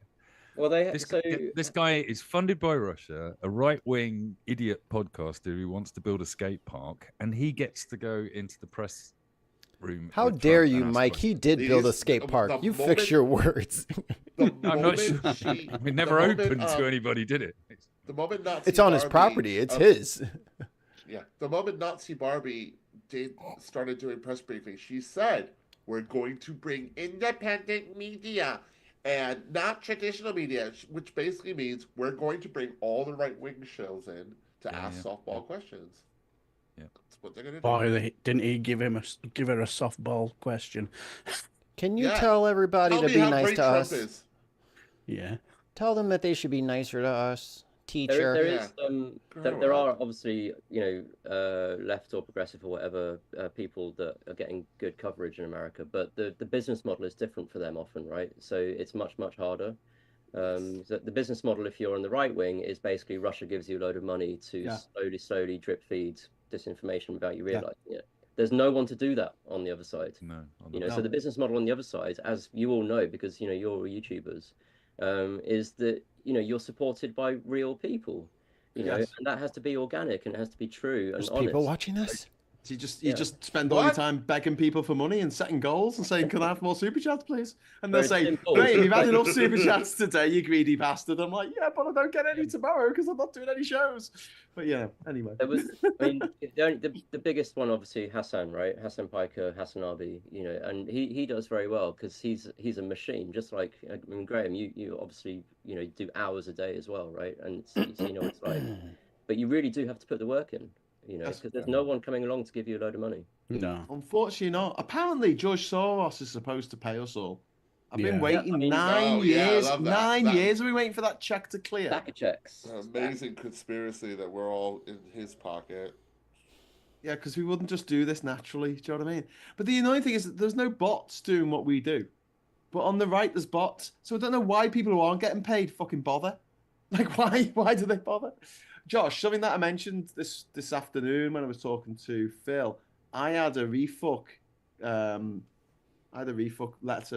leaflet through the door, and I was in the kitchen. And it's only a small house, so it was right by the door, back door, the front door, and I picked it up, scrumpled it up, opened the door, and the guy was like next door. I was like, "Hey mate, you dropped something." And he came over, and he's just a young lad. He must have been about 17 or 18 or something. Yeah, and like local young lad. And I said, "Hope you're getting paid for this, mate." And he went, "Oh yeah, I am." And I went, "Okay." No volunteers, mate. They're all getting paid. They're all getting paid. I burned him in the sink. AstroTurfing. I've heard much worse stories than that. And anecdotal, caveated, all that stuff, right? But during what was it, 2019, that election, I was hearing stories of literally vans of people showing up at, tables with flyers, trying to, encourage voter turnout for Labour, Lib Dems, Greens, whatever, taking all the flyers, getting back in the vans, driving off, right? Wow. And these people are clearly being paid, I mean, I've not heard very much of that, but it's definitely a thing that occasionally does happen. Yeah. So yeah, when you've got a budget, my God, what can you do with it? I mean, imagine, I mean, this is the thing that really pisses me off. They've got all this budget, they own all the media. Yeah. For 14 years, the Tories could direct policy and change the way democracy works, and actually get people on side and all this stuff, and do voter suppression, which they absolutely did with voter ID and all sorts of other things. They got all the billionaires on their sides, right? All this stuff. They got Cummings and all his stuff going on. They still don't get a majority of the vote. Do you know what I mean? They work so hard. They work so hard, and still most people do not want it. Imagine if it was a fair game. Imagine if it was a fair game. I think you said work so hard. They cheat so hard. You mean? They spend so hard. They cheat so hard. Yeah. If they didn't have all that, they would be like 8% with the vote, maybe, right? Because they've got fuck all. They've got shit ideas that no one wants. They have to spend all that money to trick people into believing them. Well, this is the thing with the Tories now. They've got nothing. They've got absolutely nothing. What are their policies about anything? Nobody knows. Trans. All they got is trans issues. Yeah. Trans. Woke. Which is the same as what Labour are doing at the moment, because Labour are being a bunch of fucking dickheads. Well, I don't even know what's going on there. It's ridiculous. I find that odd, because it's not really a vote winner, is it really? Being a dickhead. You know what? This is another thing that pisses me off about these politicians, is so up their own asses they don't even understand. They think that what their media is saying influences people so much that they just go by what the media is saying. But when you look and poll people about transgendered people, right? On the whole, people in England don't give a shit about trans people. They don't care. They're not as bothered as the very vocal minority of people. So this is where they're having a complete misstep, is that Labour seem to think that they're going along with some sort of tide, and they're not. They're going against it. And no one's telling them. There's no one saying to Keir Starmer, I'm your advisor. Let me tell you now, people like trans people. Stop it. Yeah. This is the thing, right? There are people telling them. They are the voters. You look at the stats, and the votes are not on the side of this issue that the media thinks people are on. Yeah. Right. This is the thing. Again, I mean, I'm not trying to reduce any particular one issue, right? Especially this one, but on pretty much every fucking policy, you just have to look at the stats. Like, screw the advisors. Screw the advisors. The advisors 100 years of people voting, right? I mean, it's not hard. The advisors are fucking the politicians really hard. Say some fucking unpopular shit. Just say it. Me? Who cares? No, I mean the Starmer this week. I've lost it with Starmer this week because the switch to whether it was him directly that said it or he didn't answer the question. No, he stood under a trans flag at Pride in London. Right? Exactly. Started talking about trans women are women. We're going to do everything to do keep the Gender Recognition Act. He said all those things, and now all of a sudden, well, the court said this, so this is the thing. No, he looked like a fucking idiot.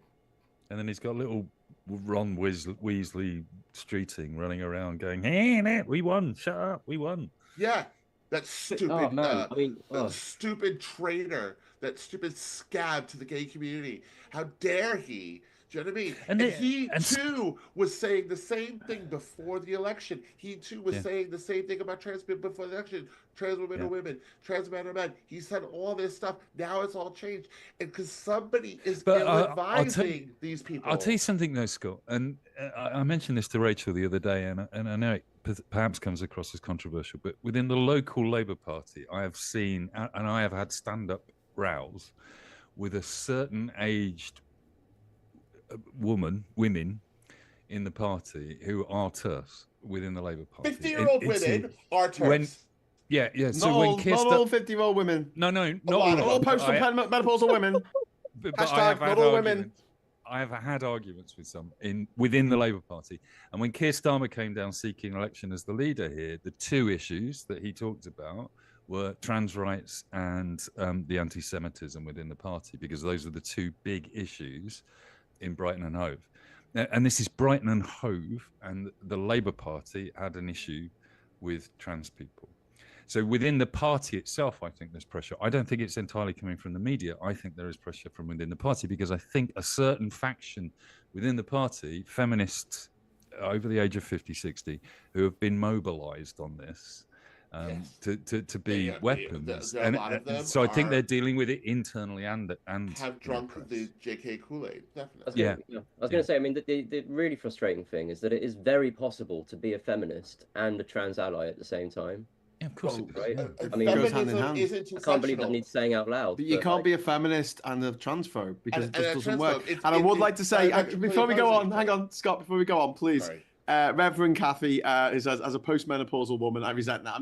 Honestly, I've always making a bit of a joke there. Kathy, genuinely, not all women, not all postmenopausal women. But like, on this Kathy point, knows that I'm her biggest fan. I'm a big fan of Kathy. The point about being able to be a feminist and a trans ally, at the same time, it's clearly obvious, right? But the point is, we are in this state of mind. I mean, I'm using the word "we" very generally, obviously, but we are in this state of mind that there is this zero-sum thing going on, and if one group has rights, the other doesn't have rights, and that kind of stuff. And it's just where I think it's a default position now. It's like when someone is standing up going, "Hey, remember me," they're like, everyone else is like, "Yeah, but remember me," It's like, it doesn't have to be that way at all. No one has forgotten you. Just because we're not talking about you doesn't mean we forgot. Right. We're going to get loads of shit now for being six blokes talking about women's rights. Can I just change the subject for a moment? Back to Trump and Putin, which is what I want to talk about. For fuck's sake, it's so boring. No one wants to talk about it. I want to talk about Trump and Putin and Ukraine. Just on that point, though, Graeme, we should get more shit if we didn't talk about it. I was about to say, I think you've got it all wrong. Men need to know what men on the right side of things. Yeah, they need to hear, like, men don't listen to women. And I think that's fairly obvious. So if they need to hear it from us, six blokes, then they need to hear it from us, six blokes.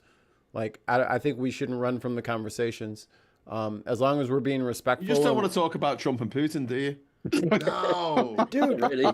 I mean, is the left and the right in his mouth, or just the left? I spent ages making that thumbnail. Can we just talk about the thing that's on the thumbnail?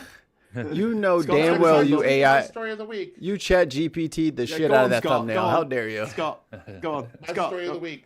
The best idea a politician has come out with came out this week from the Lib Dems. Fine the mobile phone loudspeaker on public transport. Best idea in years. Best idea in years. Get rid. £10,000. Find them £10,000. Oh my god. I'm gonna go put that on the website for tomorrow, because I think that's a vote winner. I really do. Yeah. It's a huge vote. People are not worried about what trans people piss. What they hate is when an idiot is on the bus playing their music for everyone to hear, because they can't be bothered to put their. It's always shit music, isn't it? It's never something that you want to listen to. It's always fucking garbage. I'll tell you now, if I did that and I put my Cradle of Filth on, I'd get turn your heavy metal shit off, mate. What's wrong with y'all? Do you get this in? Scott, do you get this around you as well? But around here, I get people walking past with great big speakers, Bluetooth speakers, playing their music out loud to everybody. Hell yeah. I'm with it. I support these people. Trains. I think these people are patriots. I love them.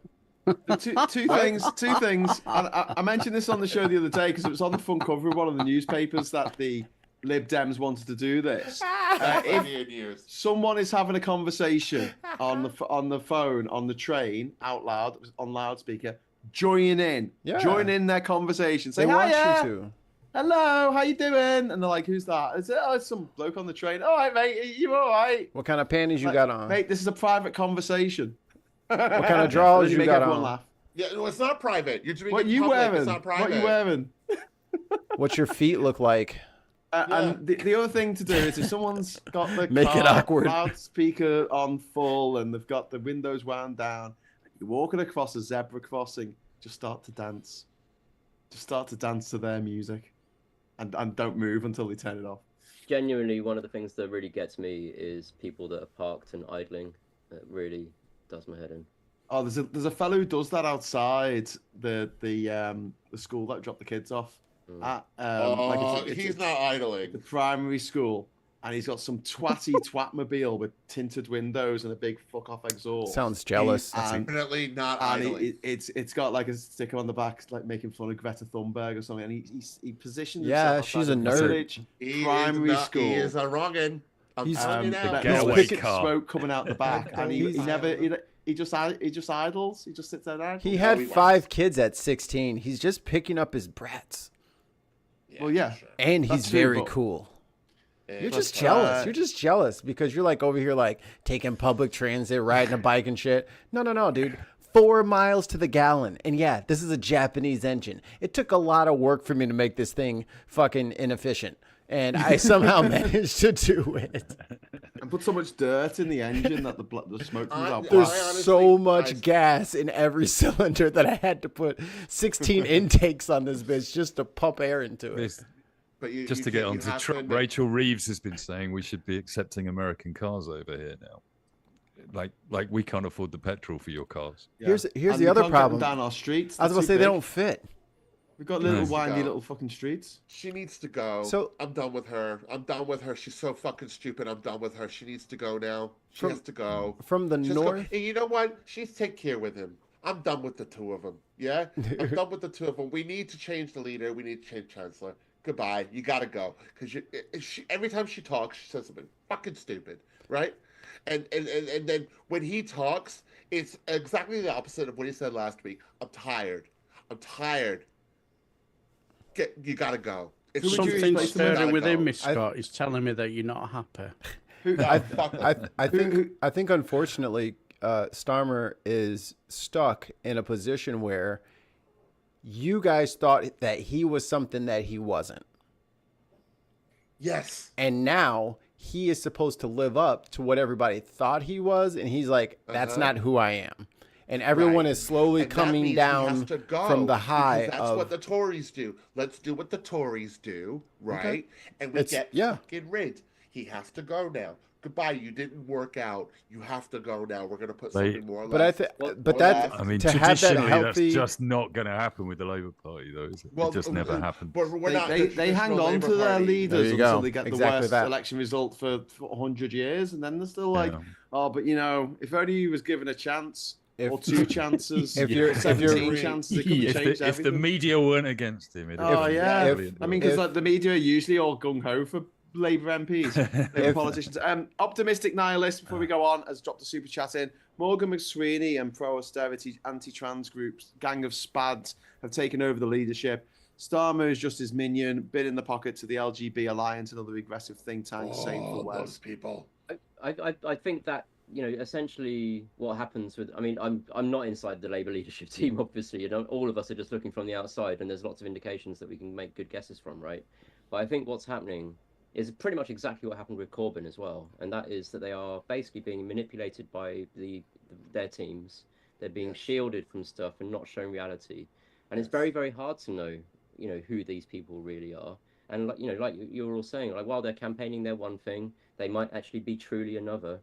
You know, what's more frustrating is, you know, which one is it? Is it more frustrating that they pretended to be something while they were campaigning, yeah, and now we're seeing who they really are? Or is it more frustrating that if they, you know, we saw who they really were while they were campaigning, and now for some reason they're not being who they really are? Which one of those is most frustrating? It's the latter. And if that's what's happening, then there needs to be a clear out of those people, right? Those advisors. Now, I personally am only earning a very meager salary at the job that I'm in. I will happily be a government advisor. But I think what I'm getting at is that I think that would just happen again the next time as well, right? Because of the people around. No, I wouldn't do them. that. I'm a man of the people. No, but this is why I'm Idris Elba. teams of people are not. I goes where I goes. They're part of the party, right? And they can be fired. Fuck them. Fire them. They gotta go. The thing I love about this, Scott, is that you genuinely think Starmer is watching this, and this is an interview. I could be the next Malcolm Tucker, guys. Change the teams, but what I'm trying to say is that if we got in another person, they would also be in the same situation where they are essentially in this bubble of advisors, and the same thing would probably happen again. So it would really help. The bubble needs to be popped. Joe would really help if these politicians did weekly YouTubes. with I mean, live there's chat. lots of things. Absolutely, like engaging with reality at all would be really, really, really useful, right? Imagine each week they did like effectively a town hall. Special advisor to Prime Minister Keir Starmer. Imagine if they did a town hall and they did the I goes where I goes. Went out on their YouTube channel at the same time until they could get fielded questions from the town hall. They could get fielded questions from the people in the chat, and you set it up so it's only people who are members of that channel who've been vetted who can actually ask a question. So it's only the constituents. If it's not a minister, sorry, just if it's a normal MP. And you have these conversations. I mean, it's important. I mean, it's not like I sit here and no one ever puts something in the chat that doesn't make me think. People put stuff in the chat that makes me think every day. Yeah. We tried to do that. Wouldn't necessarily go down a certain route. Sorry, what are you saying? I tried to do that with my local MP. I tried to get him to do that 4 or 5 years ago. Yeah. And being absolutely honest, I won't name him, but now he's just cut off almost all relations with the local community, including the local Labour Party, because he's a minister. So I think Josh is right. I think you end up in a bubble. You end up sitting there listening to the advisors and lobbyists that you're being confronted with every single day. I am free and available to be a government advisor at any given moment in time. Again, just let me know, and I'll be down there. I love the fact that Scott thinks they're watching. I will walk in with my Cradle of Filth T-shirt and say, "Yes, I can imagine." Just before we go, do you own a castle though? Do you live in a castle by the sea? I live in a council. No, you got to live in a castle, and then you get to be a government advisor. Apparently, I can't hear the difference. Are you saying two different words? Your accents are really hard to track. Yeah, castle is where the lord and lady live to piss on the commoners and pour boiling oil on us. Yeah, castle member. Council. A castle member. States. A castle member. Yeah, I got it. Council. Yeah. Right. Quincy, thank you very much for the €5 super chat. Sorry for the super late chat, folks. Don't need to apologise. Oh, it took a while for the George Soros check to clear. Okay, fair enough. Understandable. Good lad, Quincy. You got to get direct deposit. Ruth in the chat there. Thank you very much for the £5 super chat. When are you English going to go for independence and get rid of the Westminster government? Chance will be a fine thing. Wouldn't be stuck with it. In the King's speech, of course, right? There was talk of English devolution, right? Which would change quite a lot about how Westminster works, I think. That's died away, hasn't it? Because I thought that was one of the best political moves. About that. Oh, no, they've done it. They've brought in loads of different mayoral contests. No, they are, but it just doesn't seem to be at the core, which I thought it was a fundamentally good idea, primarily from a political point of view, which just meant that what you could do is blame mayors for potholes and mayors for transport problems, and you could rise above those issues Female horses? and deal with foreign policy. Female horses are responsible. Just want to jump in here and say Mikey, thank you. Sorry, mate. Thank you to Kirsty for the £2 super chat. Here's a little to help. Toodles all. Time for bed. All right. Good night, Kirsty. Sweet dreams. Good night, Kirsty. And thank you for supporting the channel. Mikey, what you don't understand, which Josh could explain, is that we use female horses to run most of our constituency areas. Physically? Yeah. They tap their hooves a number of times to make decisions. It's a traditional. And every politician has to be kicked in the head by one of them before they. Well, that's how they're so stupid. That's why the couches are green. One of the things that drives me up the wall at the moment is there are these, and I felt the same way about the previous leaders, to be honest. There are these open fucking goals, and all they need to do is just tap the ball in to this open fucking goal right in front of them, and they're not taking the opportunity to do it. You can get someone to write a speech that is very cleverly written that Trump will not understand, but we will. Right? Yeah. Saying, listen, we're going to string this knobhead along until we get to where we want to be, and then we're going to sack these fuckers off. We're going to drown them like a bunch of kittens in the fucking canal. We don't give a shit, right? And the other thing is, like, the other issues, like, trans rights, like, they're on the wrong side of history on that. It's an easy win for Labour to make clear blue water between them and the Tories, them and Refuck, them and all the fucking Nazis in the country, because, Nazis, turf, same fucking thing. And they're not taking the opportunity. It's like, they're trying to out-transphobic each other. Yeah, but they could be so And the thing is, Phil will go, trans issues aren't a thing that's going to win you votes, right? Yeah. It's just not going to lose you any votes either. Exactly. So I don't understand the point of it. Because it will allow people like us who would like to support this Labour Party because they're not the Tories to actually fucking support them. But at the moment, we're sitting here going, what the hell's going on? What the hell? Yeah. Let's just flash back 6 months when Graeme was like, Mikey, you're a Democrat. What's going on? Like, why would you see? And there's a one-word answer for all of this. Capitalism. It doesn't behoove them to fucking give a shit about trans people or to give a shit about anybody who isn't paying them. That's where we're at now. Like, there's still cunty politicians in places where they're more socialist, like in the Scandinavian countries. I don't even think most of these fucking TERFs don't even care about trans people. They like having a transphobe TERF battle because it's profitable. They don't care. They don't care. Possibly.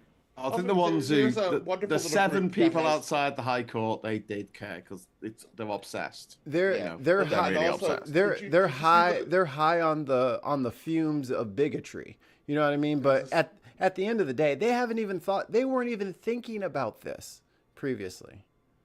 There's a woman, I can't remember her name. I think it was Juliet something. Jessica. Who could have been. She said, right, the battle or the war against trans ideology has now been won.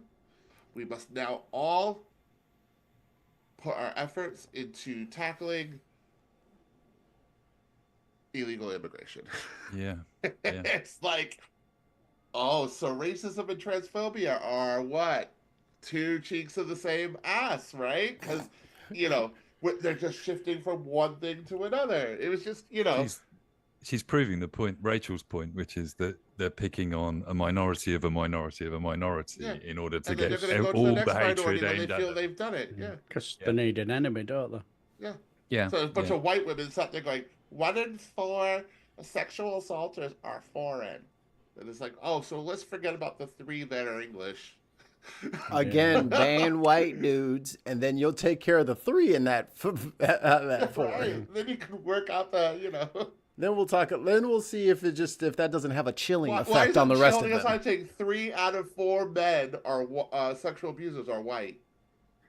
Like, let's focus on those guys, right? Because there's a lot of those. And I've been saying this for a while too. Like the LGBTQ is learning what it's like to look at the world through the eyes of a minority for the first time, and they are terrified and they are outraged and they are like yeah. It's weird, right? That people just like won't accept you as a human. I know, crazy. It's like there were wars over this, but then they think like because they're white that they are exempt from minority status. No. You have joined the circle of hell that is being a minority across the globe in certain situations. You have to remember, though, that you have people of color who are LGBTQ plus who have probably dealt with even more adversity than the average cis black male, maybe. You know what I mean? So it also, I think gay people, especially people my age, who remember what it was like to not be accepted as much. Yeah, in the closet. I would say we have a generation of gay people who are understanding what it's like to be a minority, right. Whereas an older generation, a lot of whom have died out due to, AIDS. Governments. Understand exactly what it's like to be a minority, even if regardless of the color, and understand that even in themselves have privilege over the people of color, the trans people of color. But that's what I mean. But that's what I mean. At the same time, you don't. But that's what I mean. We had this golden age, right, where everybody's rights were being realized and things were sweet. Yes. And people forgot that they were a minority, and they were like, "Oh, I know my white privilege." They're like, "No, lesbian, get the hell out of here." You know what I mean? And then it was like, "Oh shit, what happened?" It's like you're still this. Still a minority. You're still down here with me. Like you're not up there anymore. You gave up your white privilege. You lose that as soon as you start slapping they thems on your name. Like you are an other now. And white people will not treat you like white people anymore. You will be treated like an immigrant, a black, you know what I'm saying, like an Indian person. Like that's how they're gonna treat you now. So I went to the trans, and we still have an issue with it. I went to the trans march on last Saturday, and after the march, me and a friend who I met up with there, then went to the pub and we had a couple of drinks, and then he saw a friend of his. The three of us decided we were going to get something to eat, right? So we're getting something to eat in Soho, and we just kind of talked a little bit about what we did, like with this guy. You know, we just went to the trans march, and he actually said, well, I can kind of understand where these women are coming from in this single-sex spaces. And it's like, you're fucking gay, and you don't fucking get it. And we're still, like, I have to now explain it to you. You knew where we were, and now you've just come out and said that. It's like Black MAGA. You know what I mean? And it's like, what do you do? What are you talking about, dude? You're next. What are you talking about? Right? That's what I said to him. I was like, okay, well, you just wait, and you next, and then you'll be, Dr. then Martin, you'll be with us. Quoting it, really. Yeah, then you'll be with us on Parliament Square, right? Going, where's our gay rights gone? Right. But I guess it's okay when you're a little muscle geezer who gets to sleep with porn stars the night before. That's okay for you. You're all right. You're all right. You know? I mean, that's all we heard about. We've been on a protest. What have you been up to? I'm doing crystal meth with a porn star. Oh, well, fabulous. How about treating at a wonderful time? I think also people that, you know, just to, something one of you said a minute ago or so, I think, just going to respond to say that I think, you know, empathy and self-awareness are very, very difficult things, even when you're trying hard to have them. Yeah. You know, and being proactive about empathy and self-awareness, even when you're trying to do that, and you can see it in some people, it's very hard to imagine situations or scenarios that you are not even aware of, right? And I think we just need to try much, much harder at practicing that, you know. Have you all watched Adventure Time, I imagine? The cartoon Adventure Time. I never really watched it. Right, so there's this great episode where Finn is getting bullied by a bully, right? And he tries to teach him about why bullying is bad, and he makes up a song, and he says, and the song goes, empathy, empathy, put yourself in the shoes of me. And he's like, right, so what you're telling me is I need to steal your shoes. Take your shoes first. Oh, it's like, I tried so hard to teach you what this means, and you still just because you don't have it, you don't get it. Yeah. Hi, Cozy. Oh, we have a Cozy. Cozy in the chat. How you doing, Cozy? I'm all right. I thought I'd come and say hi because for once I'm not in my bed. All right, okay, cool. We can actually see you. You were very dark last time. You're right side up. I didn't know what to take of this. I was like, well, she's not at an angle. Yeah, you look like you've been dressed up and you've been out. And I've got makeup on. Yeah, what's going on here? I've been to an event. I've literally just walked in the door. So she was partying with her real friends. Yeah, she was hanging out with that. Aw, babe. Actually, I was at a really lovely, lovely event by an organization that works with people who've experienced honor-based abuse and violence. And the event is women only. Which includes trans women, by the way. Hey. Everybody held their breath. We all held our breath. There was that. We've been talking about it so much tonight. All right, who's gonna get cozy? They're not allowed to take photos because there are a lot of women who would normally wear a hijab outside who maybe have taken their hijab off. There was a belly dancer. There was a DJ. There was some other dance performances. Are you allowed to tell us this? Gorgeous food. So it was all in all a really, really lovely evening. You know, jigging it with about 400 girls in a banqueting suite. Well, I'm sure a lot of heterosexual men would love to have been in your place. They'd be too scared. Where were you? They'd be terrified. Were you over the water? Were you in Liverpool or were you in? Of course, I was in Liverpool. I was in the Adelphi.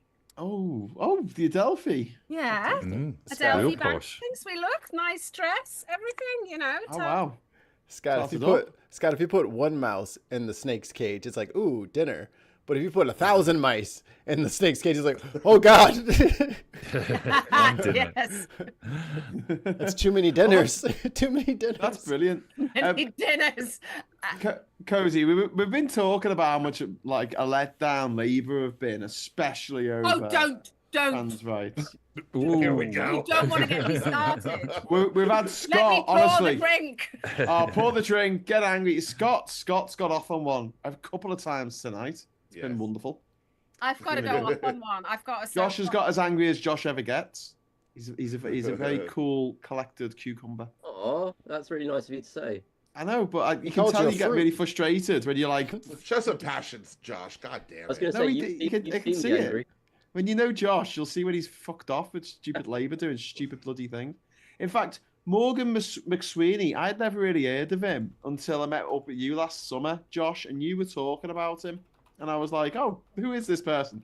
And that's what I found out. We got this like Dominic Cummings type person of the left. Graeme, can I just check? Is this being recorded? Yes, this is going out on. What? This is going out. This is being broadcast live. What? Say nothing, Josh. It's going out to millions. Yeah. 160, so almost a million. I think a million short of a million. just on that note, I think it's really important that we do know who is involved in making decisions in the party of government, right? And that includes the non-elected people. And so I think that's super important. Well, I mean, they don't try and hide that he's telling them what to do. That he's there at least. There's a weird thing. I don't think Morgan McSweeney has a Twitter account, and I always think that's a bit suspicious for some reason. I don't have a Twitter account. No, but like there's a lot of people giving up Twitter. But then I wish. No, I don't mean that. I don't mean that. I mean like years ago. Have social media. Yeah, I think it's weird when people don't do social media. By the way, Josh, Calculated. Spank the monkey in the chat just said Josh also has a lovely beard. Oh, Very true. There you go. Someone else said it. So sweet. Nice. Oh, my beard is nothing. It's fine. Don't put anything in the chat. God, I don't want to there hear we it. go. I don't want to hear it. My beard is male what's sitting ego. here. My beard is. I lined it up in everything for you Everyone's guys. getting I lined it up in envy. everything for you guys, and you said nothing. Nothing. I don't want to. Don't put anything in the chat about my beard. Mikey, the only reason nobody's mentioned it is it's a terrible beard and nobody wanted to offend you. That's all. I wanted to hear that because that was my goal, and you didn't even give me that. Dissing other men's beards. What's wrong with you? No, you make fun of their penis instead. Did they teach you nothing in animation school? In the world Take of the piss out of politics, people's social, the beards. one with the sexy I beard is king. was about to say, if you just had like a transcript of like a course at like a drawing school, there would be a lot of judging going on. Like your arms are too fat. Your arms are weird. Yeah, your What's arms going are on weird and fat. What's going on with your wait a weird minute, fat wait a minute. arms over there? You all have beards. Yeah. Do none of you know how to use a razor? Laziness. No, you're missing the point. Look at my head. Got you there, Cozy. My wife calls mine the hobo beard. That's fake. Scott was a beauty. Yeah. I have an excuse. Mine's just laziness. I'm just a slob.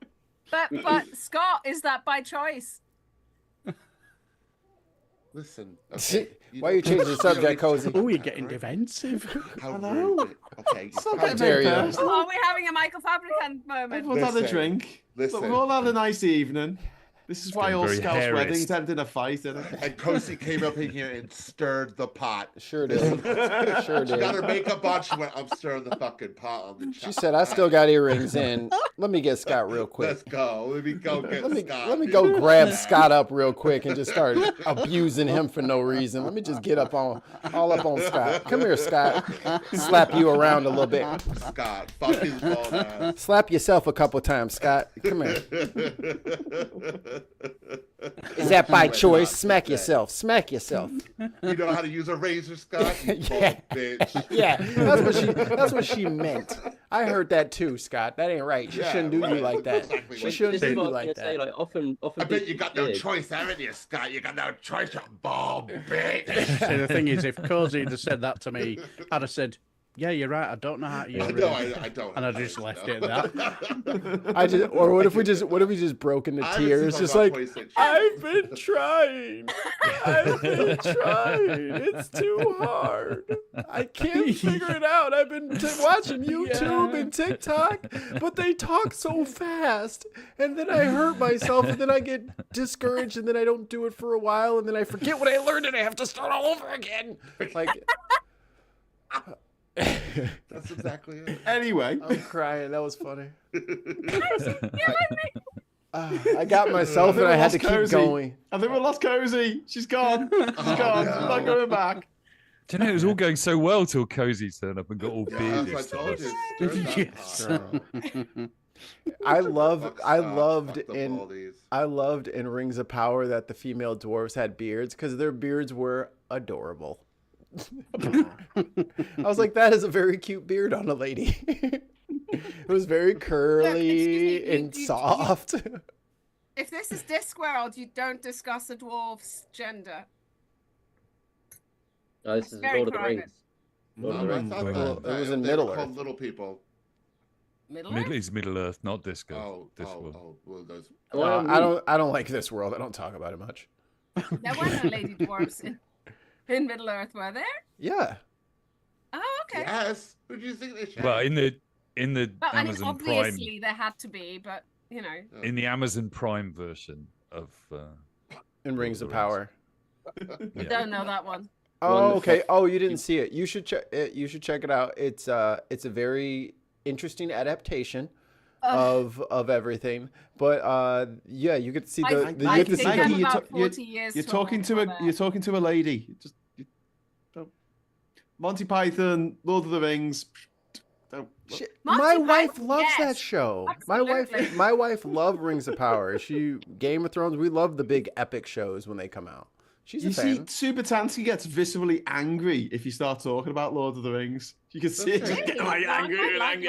Tansky is a fantasy. Fuck off. Tansky's a party girl. She doesn't care about high fantasy, so I wouldn't talk to her. But when I did point out to her that if it wasn't for Lord of the Rings, you wouldn't have Legend of Zelda. Right. She couldn't argue with that. She likes Zelda. Yeah. She's a huge fan of Zelda. She's a fucking dude. Tansky's a fucking nerd, dude. I'm not worried about her. Don't say that. She's a nerd. Oh my God, quick! Cut to commercials. Cut to commercials. Tansky, you big, you little video game geek. What did you say? Join us, you little nerd. How dare you? You love being. I bet you got an extra battery pack for your Game Boy, nerd. Cozy, please don't tell Tan what he's been saying. Please. Somebody clip this up and send it to her.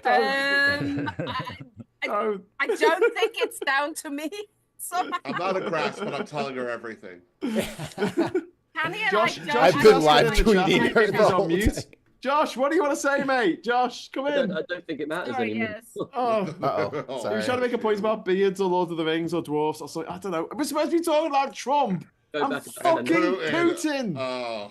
Trump. Now there's a man who doesn't have a beard. Two men that don't have beards couldn't grow can't trust beards. them. I don't think. I don't think they could grow them. Oh my! Could you imagine Trump with a beard? That would be ugly. That'd be worse. That'd be worse than what's his face? Who just Tucker Carlson? Did he try a beard? No, I don't know. Cruz's beard. Ugh. Okay, I've got a question. Oh, God, how do men who shave every day have the time? Because literally, I don't have time to brush my teeth and have a shower to do it at the same time. Just before I run downstairs and start the show at 9 o'clock. I just do it after the show. I do that too. Separately. You do what? I shower. I brush my teeth in the shower. Yeah, I brush my teeth in the shower as well. You're wasting all the water. What water? What? Wash your body in the shower. I'm doing that with my other hand while I'm brushing my teeth because it's like 3 minutes to 9 and I've got to leg it downstairs because I haven't got long hair to fucking dry. To like start the show at 9 o'clock. Graeme is doing the show every morning. Find out that me shirt has been tucked. You know that thing where you put the wrong button in the wrong buttonhole and your shirt's all like this, and you don't realise till you press start on the show, and then you're like, oh shit, I'm gonna have to fix this now. And let me just try another segue. Donald Trump talks about shower pressure an awful lot, and Donald Trump has a relationship with Putin over Ukraine. What do we all think? The golden showers from the Russian prostitutes that he has on video. I guarantee, Mikey, they are not. That is not what it is. It is so much worse. It's something that he couldn't laugh off or just say, "Oh, you know, who wouldn't want me to do that to them or whatever." I wonder if it's no, they peed on him. It's got to be something fucking awful. No, they peed on him, is what I'm saying. Yeah, no, but that would and that too. And his little willy is in there. It just say it was fake. I don't think there's got to be something else. There's got to be something bigger. If y'all don't think he really fucking dark. If y'all don't think he won't sacrifice 350 million Americans to keep his PP tape off the fucking internet, you are gravely mistaken. We are all forfeit. I'm with Chris Graeme. in the chat. Chris in the chat said, "Graeme, that's poor timekeeping skills." I do actually wake up at 6:45 in the morning. I've got to read all the news that's gone on, and then I've got to put together like an idea for what I'm going to be talking about, and I've got to design a thumbnail, and often I've got to drop the girls off at school. So so don't take them to school. Ready. Obviously, just make them walk. That saves time. It'll take them an hour and a half. They need the leg strength. Yeah, but they don't have any bloody pavements around here. 60-mile-an-hour roads. That's bad for their joints. They should walk in the grass. It's better for them. Well, it's like proper farmers' fields. Dude, I used to get attacked by cows. To be fair, I used to walk like over a mile back and forth to school, and we never thought anything about it. Like you had to be at least like 2 miles away from the school to get a bus, and that was normal. And we just walked, and it would take like 20 minutes, and you didn't really care. It would take me over 45 minutes to walk home from school when I was in junior high. And now we go over to the Yorkshireman sketch from Monty Python. This is a miles to school with no shoes on. You couldn't even walk. You had to crawl. You had to crawl on belly to school. You were lucky. You were lucky. 4 days it did.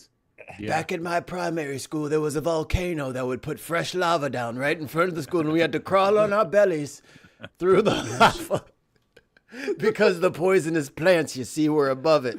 They like the fumes. Teachers? You have teachers? Good God. Yes. Luxury. Yeah. Luxury, lad. Luxury. You had more than one book in your class. Wow. We had to teach ourselves. We had to write our own school books and then learn them. Yes. We had to use wood chip to cover their jotter. I don't even know what that meant. I do. That's Darren taking us right back. I have no idea what he's talking about. Right back. Yes. What was even that? I don't. You know what that was, Scott? Let me explain that. I don't know if this happened when you were at school, but you had to cover your exercise book, your writing books, and you could choose whatever you wanted to wrap it in. Yeah. So I wrapped mine in Marvel comics and things like that. Yeah. Yeah, we would use in America when we had our textbooks, we would get told to cover them, and we would mainly use brown shopping bags. Brown paper bag, baby. But all over. I was talking to somebody my age the other day about this, and it struck me that everybody that I talk to remembers what they covered their books with. And I think it's almost the only example of creativity that was allowed in the school. It was the only free expression of individuality that you're actually allowed in the school. What I would do is wait. You had a free choice? You could cover your book with anything, and it was an independent sort of statement of, look, this is what I've covered my book in, basically.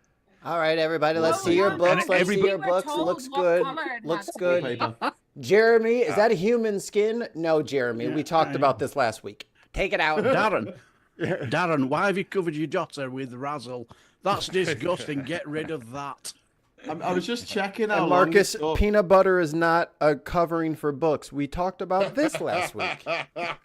So walking from my house in Liverpool to school was an hour. It was at least an hour and 6 minutes. Right. How slow do y'all walk? I didn't get a free bus pass. I did for the first couple of years at senior school, but then the third year they said, no, you live too close to get a free bus pass, even though I had to get 2 buses every day. How many miles away was it that it's taken you that, like, a mile is 15 minutes if you're walking.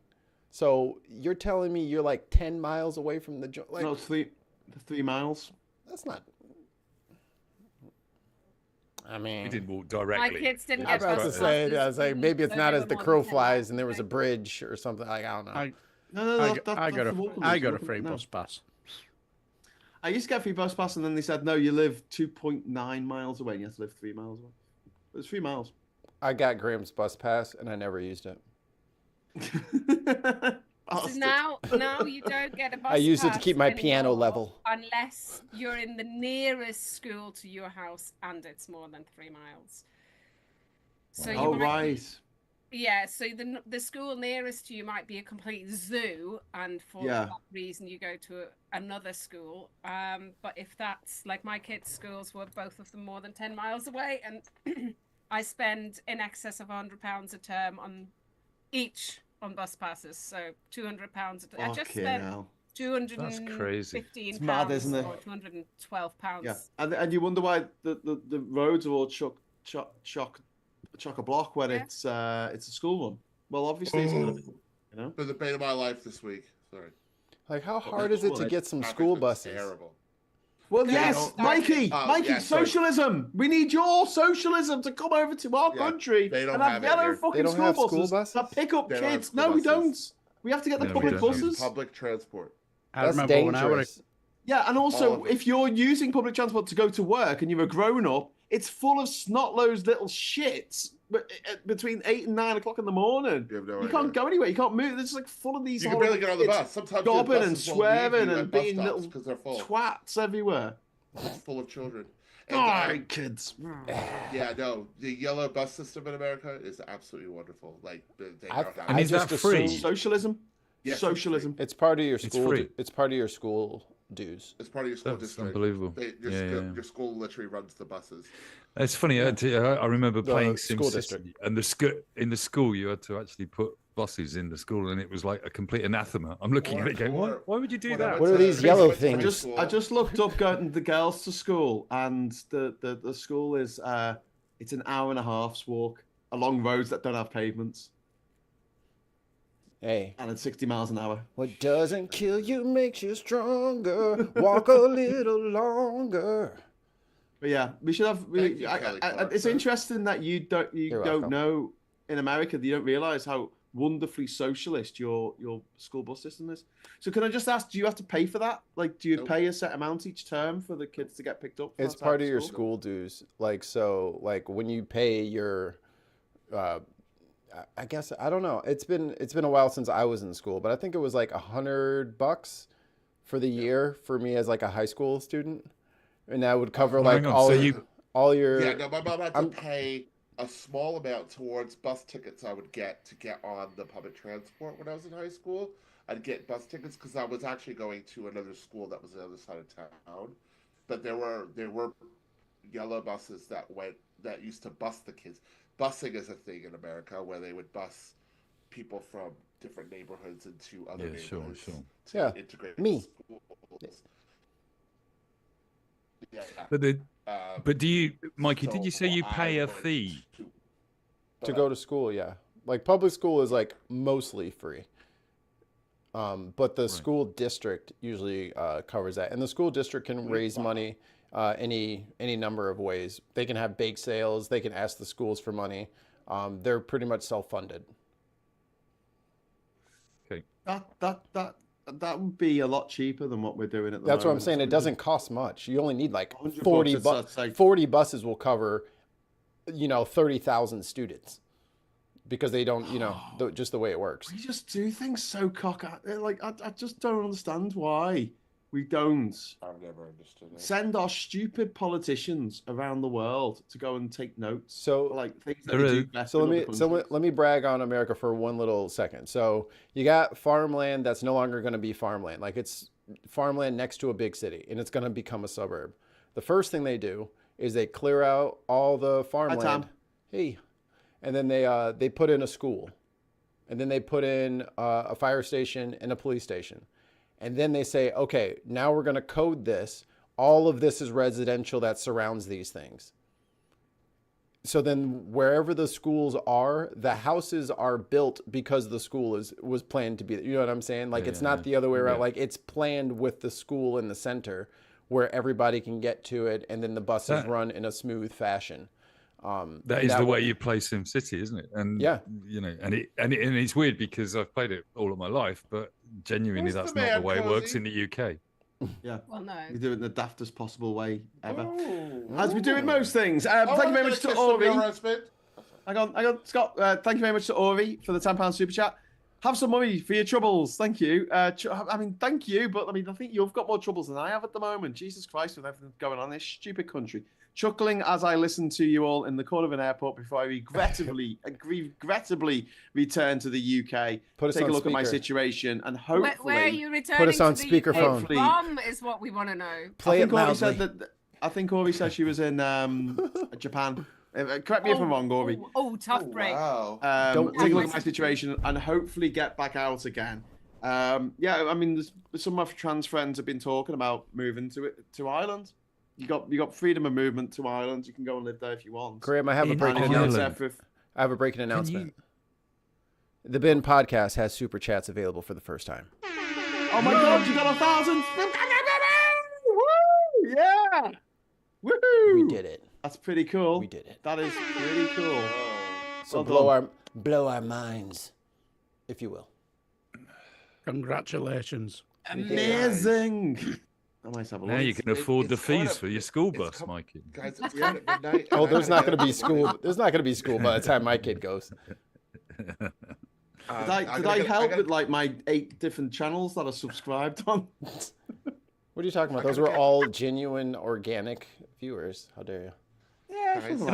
Can I just point out that Cozy's contribution to the beard debate was to drag a bearded man into a room? Was that? Did I miss that? Cozy? Yes. Self-dealing.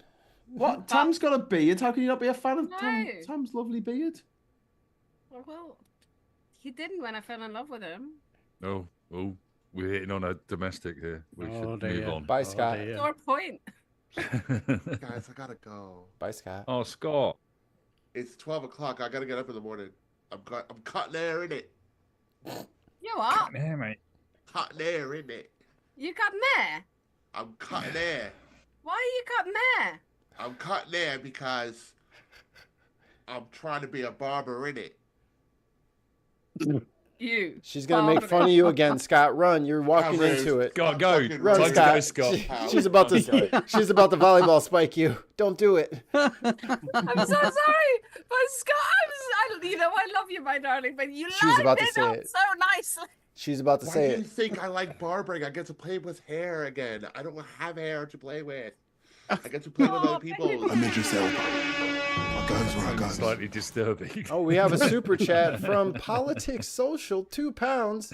Here you go, matey. First, thank you. That's so lovely of whoever that was. Whoever that was, they're probably. Thank you, mystery person. They're probably hot. I think that mystery person deserves a round of applause. Yeah, well. Yeah.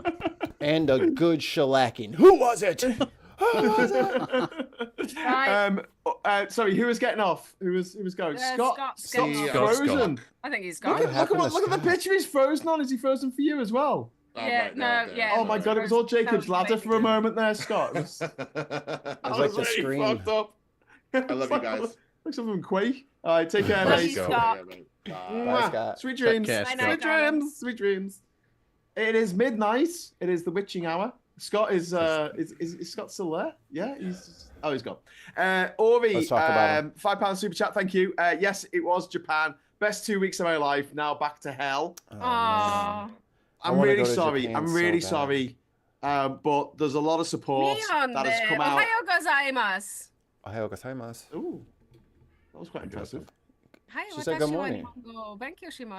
I'm Idris Elba. I like it. I goes where I go. But I was going to say, like, one of the good things that's come I'm Idris out of Elba. all this shit I goes where in I the go. week and a half since this Supreme Court ruling is that so many people I know who have always shied away from talking about the trans debate and now actually speaking out. Finally. I mean, this is what it's taken. It's far too fucking late in some respects. But there's been a lot of people who I haven't seen ever talk about this on social media, that never made a video about it, that never made a podcast about it, that never mentioned it. And now that there is remember to stuff mute about in the it, call, or finally. else they'll hear And me you can hear, talking to you you can guys. feel This the is, pennies my dropping all brain over is the place. flipping back and forth. About a week ago, I did see somebody say, "I don't want to get involved. I don't know enough about Who were the it. first- I'm, you know, That's I actually don't really feel good. I'm in a I should position write that to down, say actually. anything Let me about," get a which is note. was in the past a fair position to take, and I was quite pleased to see that they got told you're gonna have to pick a side on this one. You can't sit on the fence and get splinters here. You're gonna have to educate yourself. You're gonna have to think about what your values are, what it is you want in life, what kind of a world you want to live in, and act accordingly. Yeah. You know, Idris I've Elba. got a request, Graeme. I We goes need where I to goes. talk about something. Ooh, okay. Am I in trouble? No, not you, but the Labour government, yes. Oh, yes. I don't know if you guys are aware of the green paper that was Image care, $5, ago? £5 super chat. Well done. Like Thank last you. month, about you so impending much. disability cuts. Yes. Oh, this will affect me.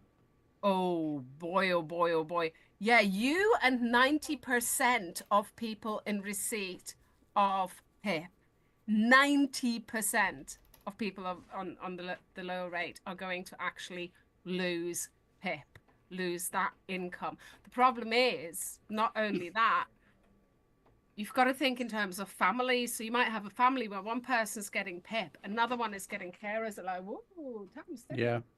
Another one is getting carers allowance. And, you know, what else might they be getting? They might be getting the health component of the universal credit. They're losing all of that. Yeah. Because they lose one, they lose the other, and so on. So the cuts are going to be phenomenal. But according to the government's own figures say that an additional 56,000 children will be pushed into poverty. The Sorry, how many again, Cozy? Action Group, CPAC, gets better. Hear me out on this. CPAC, the Child Poverty Action Group, have said the government figures are way too low. It's going to be at least 100,000. Okay, well, let's make something clear at this point. It's a green paper. Care. It's a green paper, which is a consultation. The green paper, yes. Document. Well, so are they going to consult with us? Can we tell them to fuck off? Can we get in on this? Some things they're consulting on, but a lot of things they're not consulting on because they're planning to push them through as primary legislation. So not statutory instruments, but actual acts of parliament. And they've got the majority to do it with. They have got the majority, but I mean, would Labour MPs go along with plunging that many children into poverty? Would they go along with taking PIP away from 90% of the poorest people? Dan Carden, MP for Walton. Now, do you know which is the most deprived constituency in the UK? It's Walton, which is also, funnily enough, the safest Labour seat in the country. Yeah. Walton is in North Liverpool. Who is pushing for these cuts? Is it the MP for Walton? Yes. 30% of his constituents are going to be losing out. Why is he pushing for it? Is he? Because he's the leader of Blue Labour. They're actually called Blue Labour. Yeah. You're going to have to look into this. Jesus Christ. The calls are coming from inside the house, Graeme. He is going to bed. Calls are coming from inside the house. Why would he take that seat? Is he a Scouser? Is he from was he parachuted in? That's a really good question. He's been there for a while, but I genuinely don't know. That's something to look up. Okay. I'm going to. I mean, I was in a briefing the other day about it, so, but I had to leave early, so I need to go back over the slideshow and look up some of the figures. And when I do, I'll share some of that. I'll try and put together a little write-up for you, a little briefing, but it'll take me a couple of weeks because I'm snowed under at work. And pretty soon, Russ, I'll be like, oh, yeah. thank God, He's a Scouser. it's His British mum worked pounds. for the NHS for 40 years. Something that's worth something. Gonna have wheelbarrows of money to buy a loaf of bread. I know him to be fundamentally decent in others, but in the past. But He was a member of the Socialist Campaign Group caucus of left-wing Labour MPs before founding the economically left-wing and socially conservative Blue Labour Parliamentary Caucus in 2025. Blue MAGA. What the fuck? It's capitalism, dog. I'm telling you, we are in late stage capitalism. These people are bought. They are selling us up Schitt's Creek without a paddle on purpose. And they're just like, I'll just lose my job, but I'll be filthy rich. He went to St. Eddie's College in West Derby. That was a private school. He's going on the private school mafia list. Off to the private school mafia for you, mate, because it says that it's a co-educational Catholic school with academy status, but I'm pretty convinced when he went to it, it was a private school. Because they had like a swimming pool and shit. The fix is in. Yeah. I'll find out for you. Ori, thank you very much for the £10. Ori, you're being very, very generous. Thank you, Ori. £10 super chat. Must be off. We're boarding soon. Have another super chat. Also, the benefit cuts are messed up as well. Some of my friends are going to get screwed by this too. Yeah, it absolutely fucking sucks, and we need to have words. They're making poor and disabled people poorer, while at the same time doing absolutely nothing to improve access to employment or ensuring people get higher wages that can keep up with the rising cost of living. In other words, welcome to eugenics for the 21st century. Yeah. You know, it's amazing to me that that neither party has used the minimum wage as the wedge issue to force themselves into power, because that is essentially the easiest way to always win your election, is to promise higher wages, like higher minimum wages. So if there turns into like an arms race where they're like, all right, I'm going to raise the minimum wage to 20 pounds. I'm going to raise it to 25 pounds. Like, not only would that fix so much that they get called out pretty damn quickly that's going to increase inflation beyond. But we all know that it's the opposite. But when you have stagnant wages and then inflation on all of our goods, services, utilities, commodities, all of that goes up from inflation, but all of the wages are supposed to stay stagnant. That's how we got here. You know? Exactly. I mean, just to try and be a little fair to the Labour government, they did put the minimum wage up, didn't they, at the last budget? Yeah. St. Eddie's was private from the 70s until 2000, I think, 2011, when it became academy status. So definitely when Dan went to the school. And it was a private Catholic school? Private Catholic school, yeah. That's unusual. So I'm going to be adding him to the private school mafia. Catholic schools are always very private. On my private school mafia list. Any guesses to how many names are on the private school mafia list now? 1,127. No, it's closer to 1,500. I think it's 14 and something. No, it's 1,255. I'm closest without going over. I will take my golden goose egg. Thank you very much. Oh! One golden goose egg, please. It's amazing that there are so few superior humans in the country, really, when you think about it. We're very lucky to have them, all 1,200 of them. Yes. The thing is, I mean, okay, I think in terms of actors of comedy and stuff like that, it's maybe not so easy to quantify. But MPs, it's very easily quantifiable. You know, out of the finite number of MPs, how many went to private school? And what representation? I read the other day that there is nobody in the cabinet that went to a private school. Is that right, Graeme? Yeah, that's true. Yeah, it's the first time ever, isn't it? I believe it's sitting in international currency.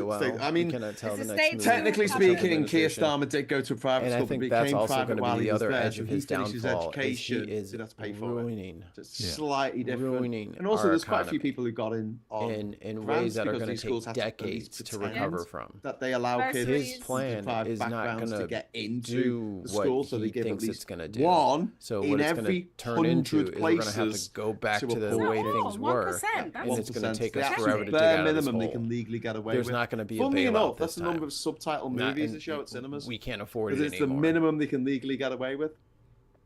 Well, yeah. That must be an issue for Kat.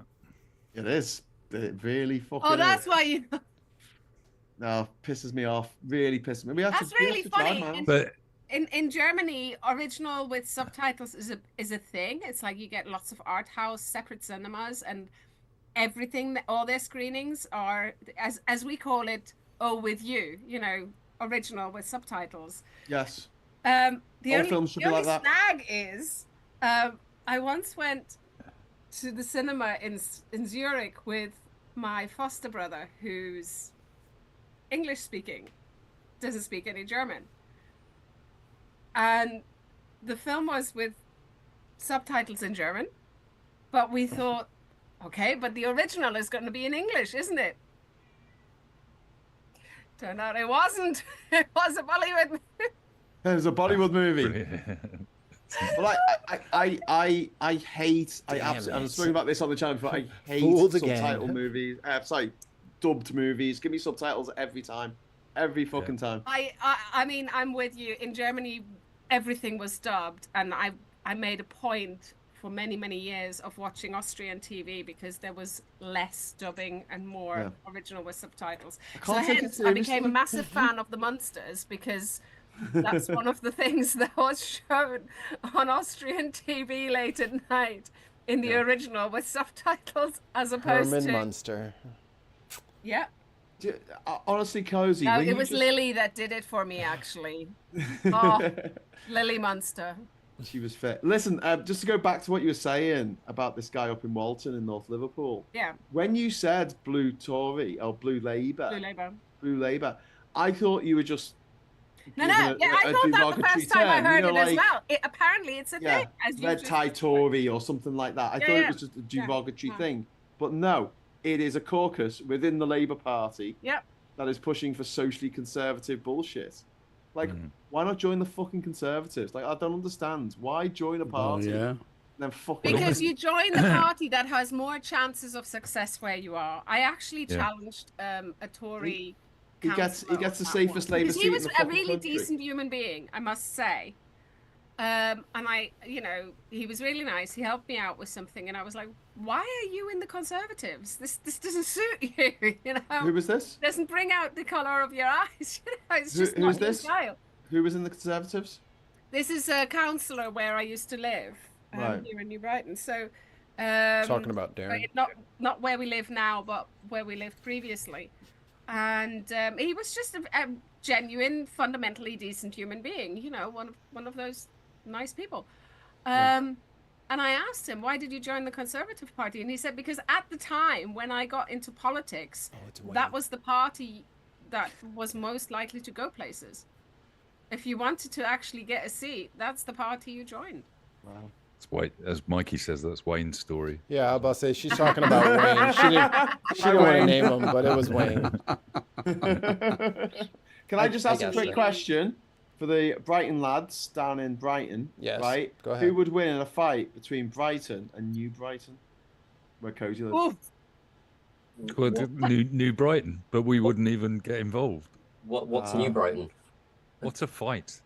New Brighton is a little seaside resort across the river from Liverpool, which used to have a tower bigger than Blackpool Tower, actually. In fact, Blackpool Tower, if I remember correctly, was a copy of New Brighton Tower. I think it was a copy of the Eiffel Tower, to be fair.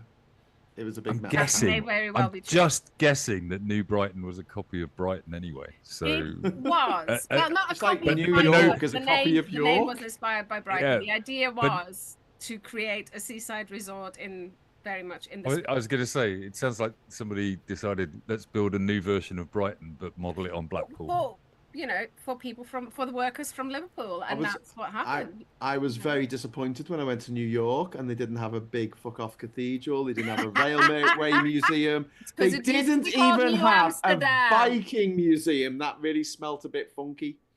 I just wanted to remind you guys that New Brighton actually was established before Brighton. And it was very odd. And like, why are you calling it New Brighton? It's like, you'll see. You'll see. In like 500 years, this will make sense. And then you will have the egg on your face. So you're all part of a long Trump and Putin, right? Oh, God, we're supposed to be talking about that. Yeah. Were we? Oh, was there a topic tonight's show? That was supposed to be the topic of tonight's show. We haven't talked about it at all. the Ukraine peace deal, which requires Ukraine to give all of Ukraine to Russia and Russia to get away with everything and then start trading with America again. And he's calling it a peace deal. Appeasement deal. Yes. That's what it is, appeasement. Yeah. And then Trump's going, oh, can you stop bombing Ukraine? You're making me look bad. Vladimir, stop. And he said no. Text him, stop. And Vladimir Putin's like, it's difficult. We talk about Trump a lot, don't we? And fortunately, the reason I think everybody's struggling to get engaged in this one is I'm not sure what's changed here. The guy has just been caught on camera saying Putin. I mean, you know, and then when he said what has Russia compromised on in this deal, and he said, well, they didn't invade the whole country. Are you fucking joking me? Yeah, that's what he said. But they tried. Yeah, they didn't get any further because they met with some bloody strong of course. And the problem is we all know that. Everybody in the world knows that. Even the MAGA fans know that. And Trump sits there and says, well, Russia are capitulating by not invading the entire country. And you just sit there going, how stupid do you think we all are? And yet, kids are dying, houses are being... But, you know, my friend from Kiev, I checked on her because it looked like her apartment block that was hit the other day, basically. But it's still, her apartment block's still surviving at the moment. But no, I mean, it's a ludicrous situation. Oh, he'll listen to me. Her opinion was actually it would be better at the moment if America just pulled out completely and just said we're not involved in this anymore. Yeah. Because they're making it worse. And then Europe will step in, and Russia will know that either Europe is stepping up to this fight, or Europe is going to capitulate. Do you guys remember when Trump got on social media and was like, "Yo, Putin, I'll see you in 10 hours because I'm on a plane to come whoop your ass because I told you ceasefire, motherfucker, and you didn't do it. So I'm coming to beat your little bitch ass myself." Remember when he did that? Remember when he was like, "You're gonna do what I tell you to do, or I'm gonna spank you"? Remember he said that? Oh no, he didn't do shit. All he did was blind Ukraine so they can get sucker punched. And now he's acting like, oh, I don't know why the peace thing's not going so well. It's hard to get a hold of the Ukrainians. Oh, you mean because they keep attacking their fucking power infrastructure? Is that what you're talking about? Like for the civilians? Is that what you mean? Like, what are we talking about? I'm not at all in favor of the idea that he's playing 9-dimensional chess, but ultimately, I think it's just a part of a plan to break up Europe's power. To get them to spend money on wars and stop them competing, because Europe, China are the actual competitors of America economically at the moment. And I think it's just, Vance's plan effectively to disable Europe, make it fight a war on its... Europe, don't they? Yeah, yeah. And it's an economic argument. That's the point. Somebody was saying to me the other day that, somebody told me that they supported Trump because they thought he would bring peace. It was a taxi driver out to the hospital the other day, and he was an Afghan. I've seen that from he was an Afghan refugee, Afghan from 20 years ago. He left when the Russians invaded 25 years ago. And he said, I believed him. Mike, 40, it's 2025. I was like, hold on, brother. Sorry. Yesterday, whenever it was the Russians were there. But no, he was legitimately saying that he believed Trump was a peaceful president. And I said to him, I think the issue is, the more I think about it, talking to you about it, I think Trump is basically saying, I will bring peace to American troops. I will stop American troops fighting wars. And I don't give a shit about all the others. They can die. Who cares? Then why would he pick Hegseth? Because Hegseth will be drunk at the point that Hegseth is a bloodthirsty animal, and that's what he wants to. He wants to do the Uruk-hai, white hand on the face, get everybody rabid again. You know what I mean? You don't get the rabid guy.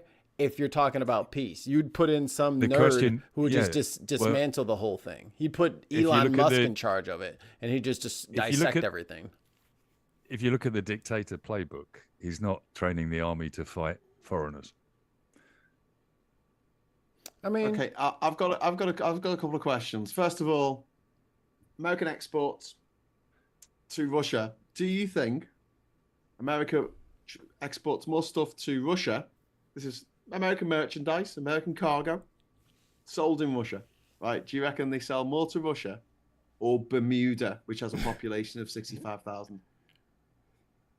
Well, since you picked Probably Bermuda, isn't it? You've picked somewhere very specific, so I'm gonna go with Bermuda. They sell more stuff to Bermuda than they do to Russia. That was a good guess. They sell more stuff to Cuba, even though there is the Trading with the Enemies Act, and they're not supposed to be doing that. They trade more with the Ivory Coast, Côte d'Ivoire. They trade more with Aruba, a lot more with Aruba, actually. A lot of tourists. They trade more with Haiti, the poorest country in the Western Hemisphere. More than double what they trade. Well, they sell to Russia. Haynes, I think, has a plant there. Cayman Islands, Guyana, Uruguay, Iraq. They sell more stuff to Iraq and Oman, and to Bangladesh, and to they're gonna turn their backs good films there. on the richest countries in the world in Europe for the sake of Russia, which has a GDP on a par with like Grenada, Nicaragua. I think I go back to it's a proxy war with Europe and China that is actually fighting. So GDP per capita on a par. Why do you want to never look at the Russian economy and say that it was an equal to anybody? You know, they're barely equal to the Italian economy, aren't they? Or something. Trump's so stupid he forgets California is in the United States. Yeah. I gotta go to bed. We're going to cut off in a few moments. I think we'll finish at past tonight. So thanks, Josh, you sexy motherfucker. And we're loving the beard. We're getting loads of love in the chat for your beard, mate. It's a beautiful I should have brought it up a lot earlier, really, shouldn't I? Beautiful beard. Yeah. Should be very proud. We didn't know your ego was so fragile. We'll mention it at the top of the show next time. As I say, strangely enough, as I say, when I cut off my wife, she come in and said, I thought you were going to say when you cut off your wife's beard. No. Basically saying, I just cut the microphone because she's bit conscious. So I cut the mic and said, right, I'm going to bed. Give me a kiss. Good night. I said, we cut that hobo beard off. You look right slob. So I had that chuckle. I like your wife. What's the beauty about wives? They just haters, that's what they are. They just reflect you like a over polished mirror right back to yourself when you don't even ask. Ask. We've got a couple of super chats in. One from One Angry Pagan. Friggs, love and blessing all you wonderful badgers. Thank you so much, One Angry Pagan. And probably last super chat of the night from Quincy, €5. Thank you.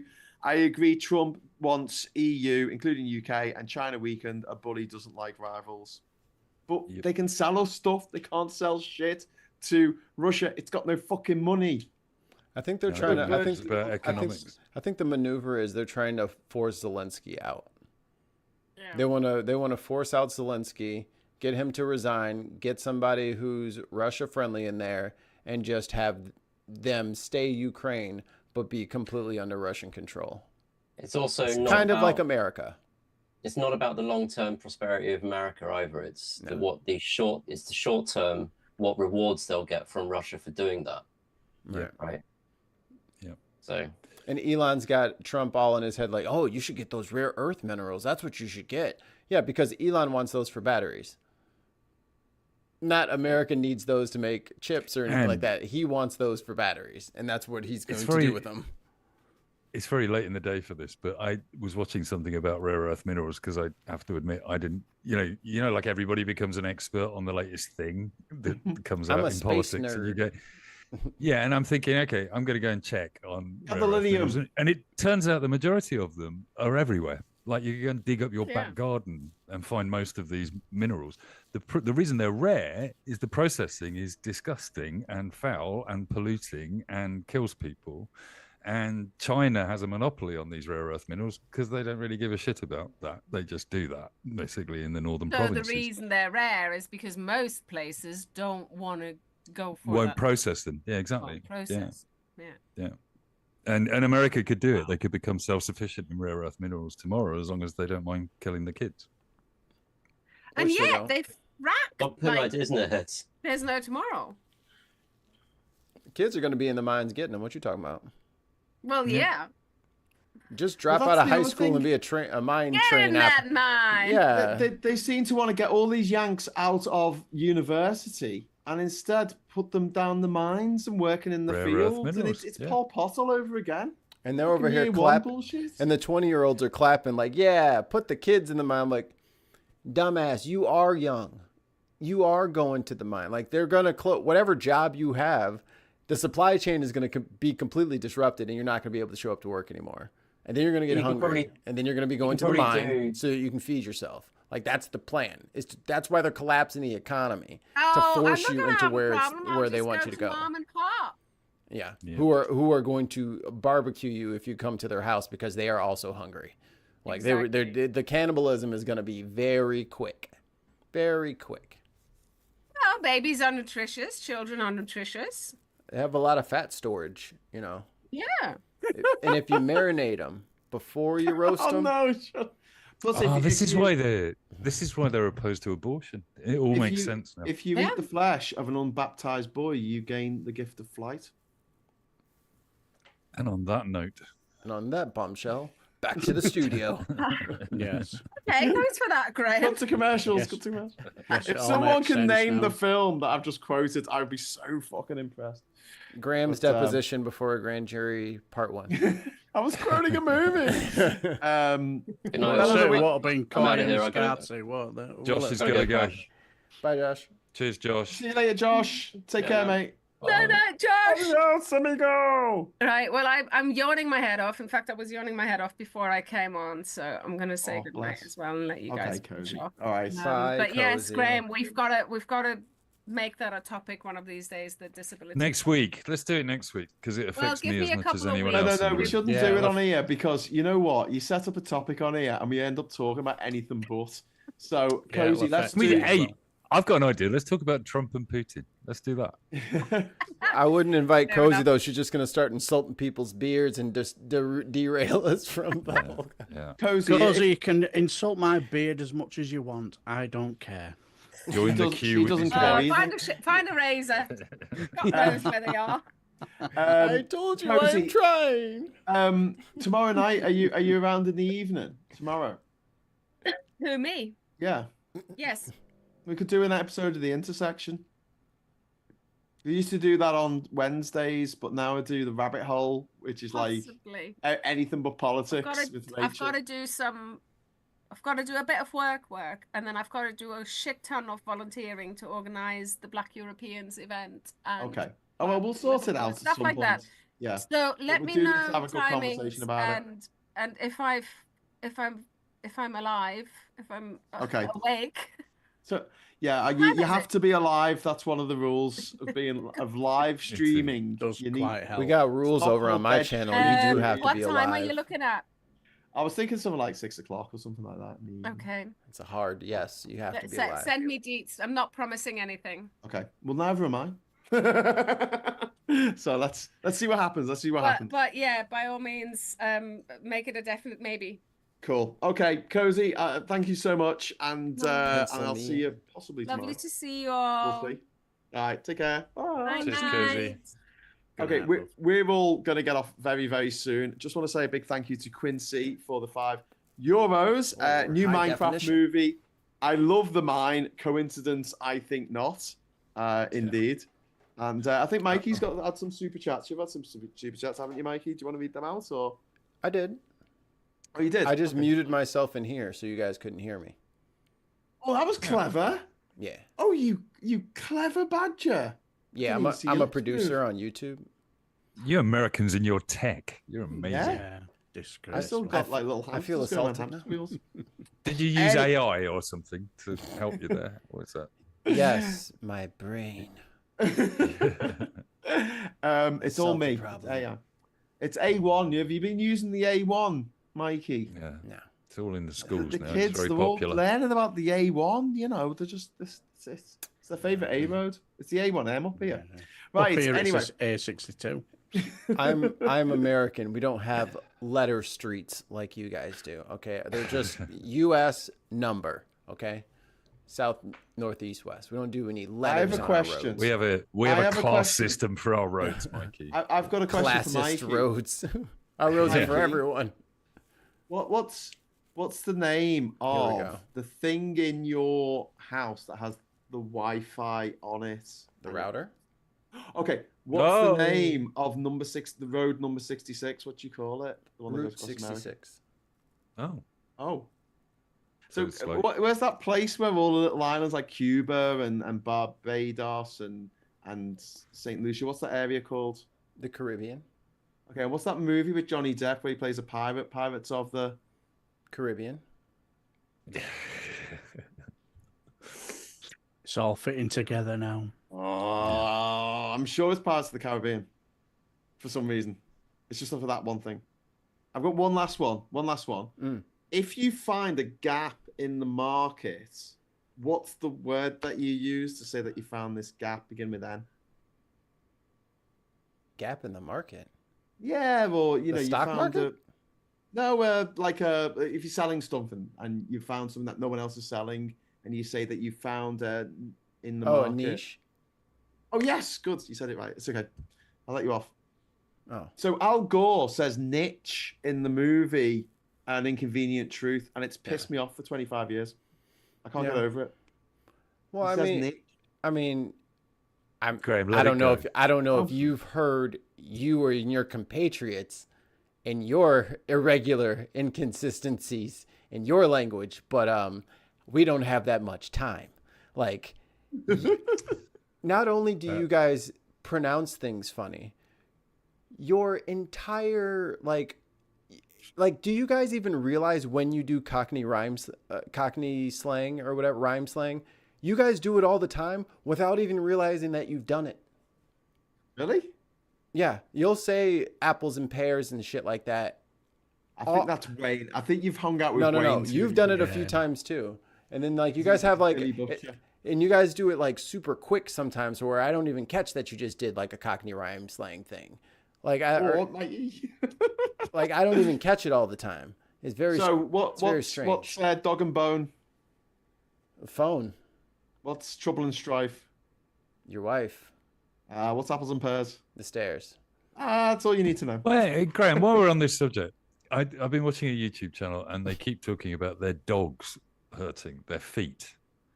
And I cannot for the life of me work out what is it dog meat or something? Dogs. What's the rhyming slang? They keep referring to their feet as dogs. Dogs, bollocks, swallocks, flollock. I have no idea. I know. It doesn't. I've never heard it. Never. Dog meat. Dog meat. One of these guys is from Essex and one's from Sussex. Isn't it when you race dogs? Isn't it called a dog meat? Like MWT. It could be. I don't know. But it's lost on me. I've got no idea. I'm sure someone in our chat will know. Why are dogs' feet in Cockney rhyming slang? But we can all look on the bright side. Come tomorrow, the Bantams are going to beat Donna. Okay. Beat the Don. Beat him. Yeah. Beat him to death with his own legs. The chickens are going to beat Donny Osmond. Excellent. Yes. Excellent. The Bantams are going to beat Donna. Beat him good as well. This is how little I know about this. I know Donny is Doncaster. I don't know who the Bantams are. What team are they? They're just basically Bradford City. It's the last couple of games and we are in the automatics, and we are in the automatic spot where we could get promoted, but we're playing top of the league.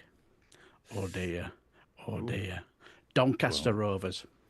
The thing about football is you can be full of hope until 4:00 tomorrow afternoon, and then you got another 7 days, and you'll be playing again. But thing is, we've been in a league where we are the biggest club in that league.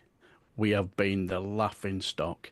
We've been stuck in League Two for so long. You know, for the last couple of weeks, our attendances have been nearly 20,000, and we're playing teams that have Reg, Steve, and Roland with Patch the dog, and that's their full attendance. Have you tried not being so shit? Have you tried being brought by a Hollywood star or something? Isn't that how it works? Or a Middle Eastern sheikh? No, make a documentary. We don't do things easy. We never have done. Rock the Casbah. We've never done anything easy. They're like the average Joes out there, fucking in dodgeball, just out there. The gym facility is like lifted car batteries on a string. No, we're not Wrexham. This is Bradford. We're not Wrexham. I'm so sorry.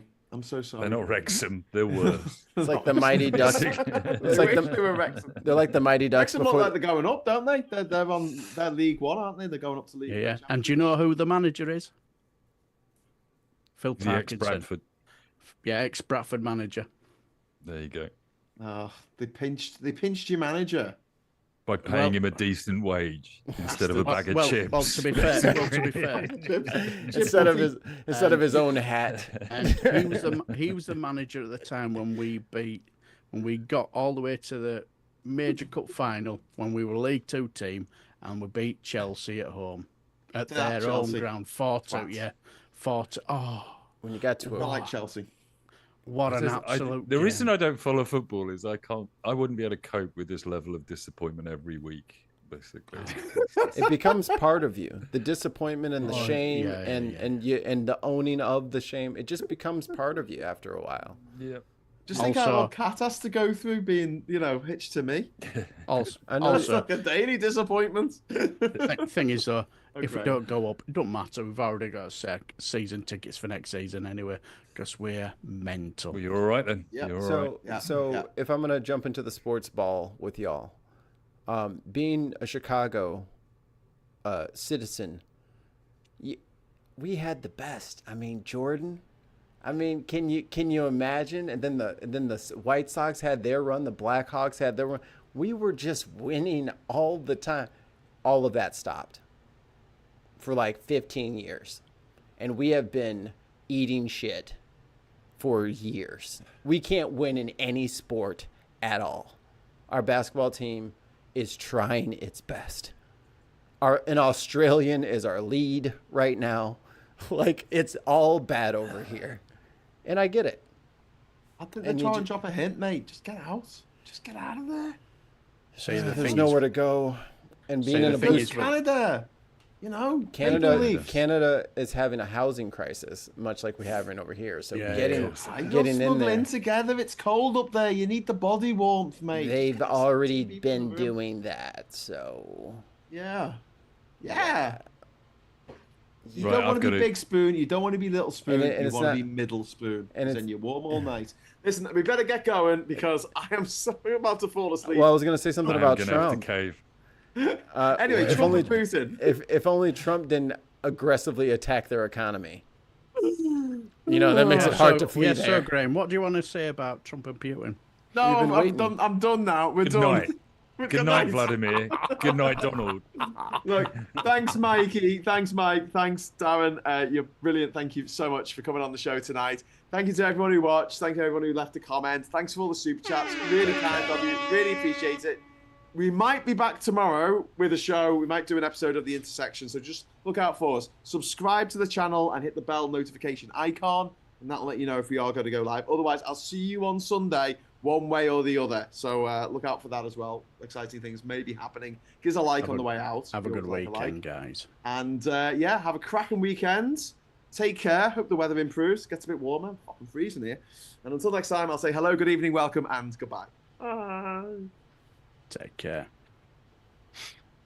Okay, now to say goodbye on my side. Thank you guys so much for hanging out with us. Thank you for the super chats. The first time super chats, it only took us since 2019, but it happened. Air horns.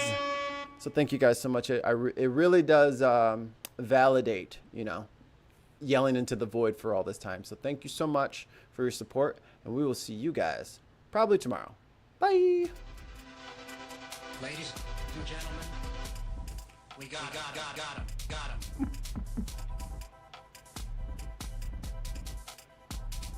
Are we all out?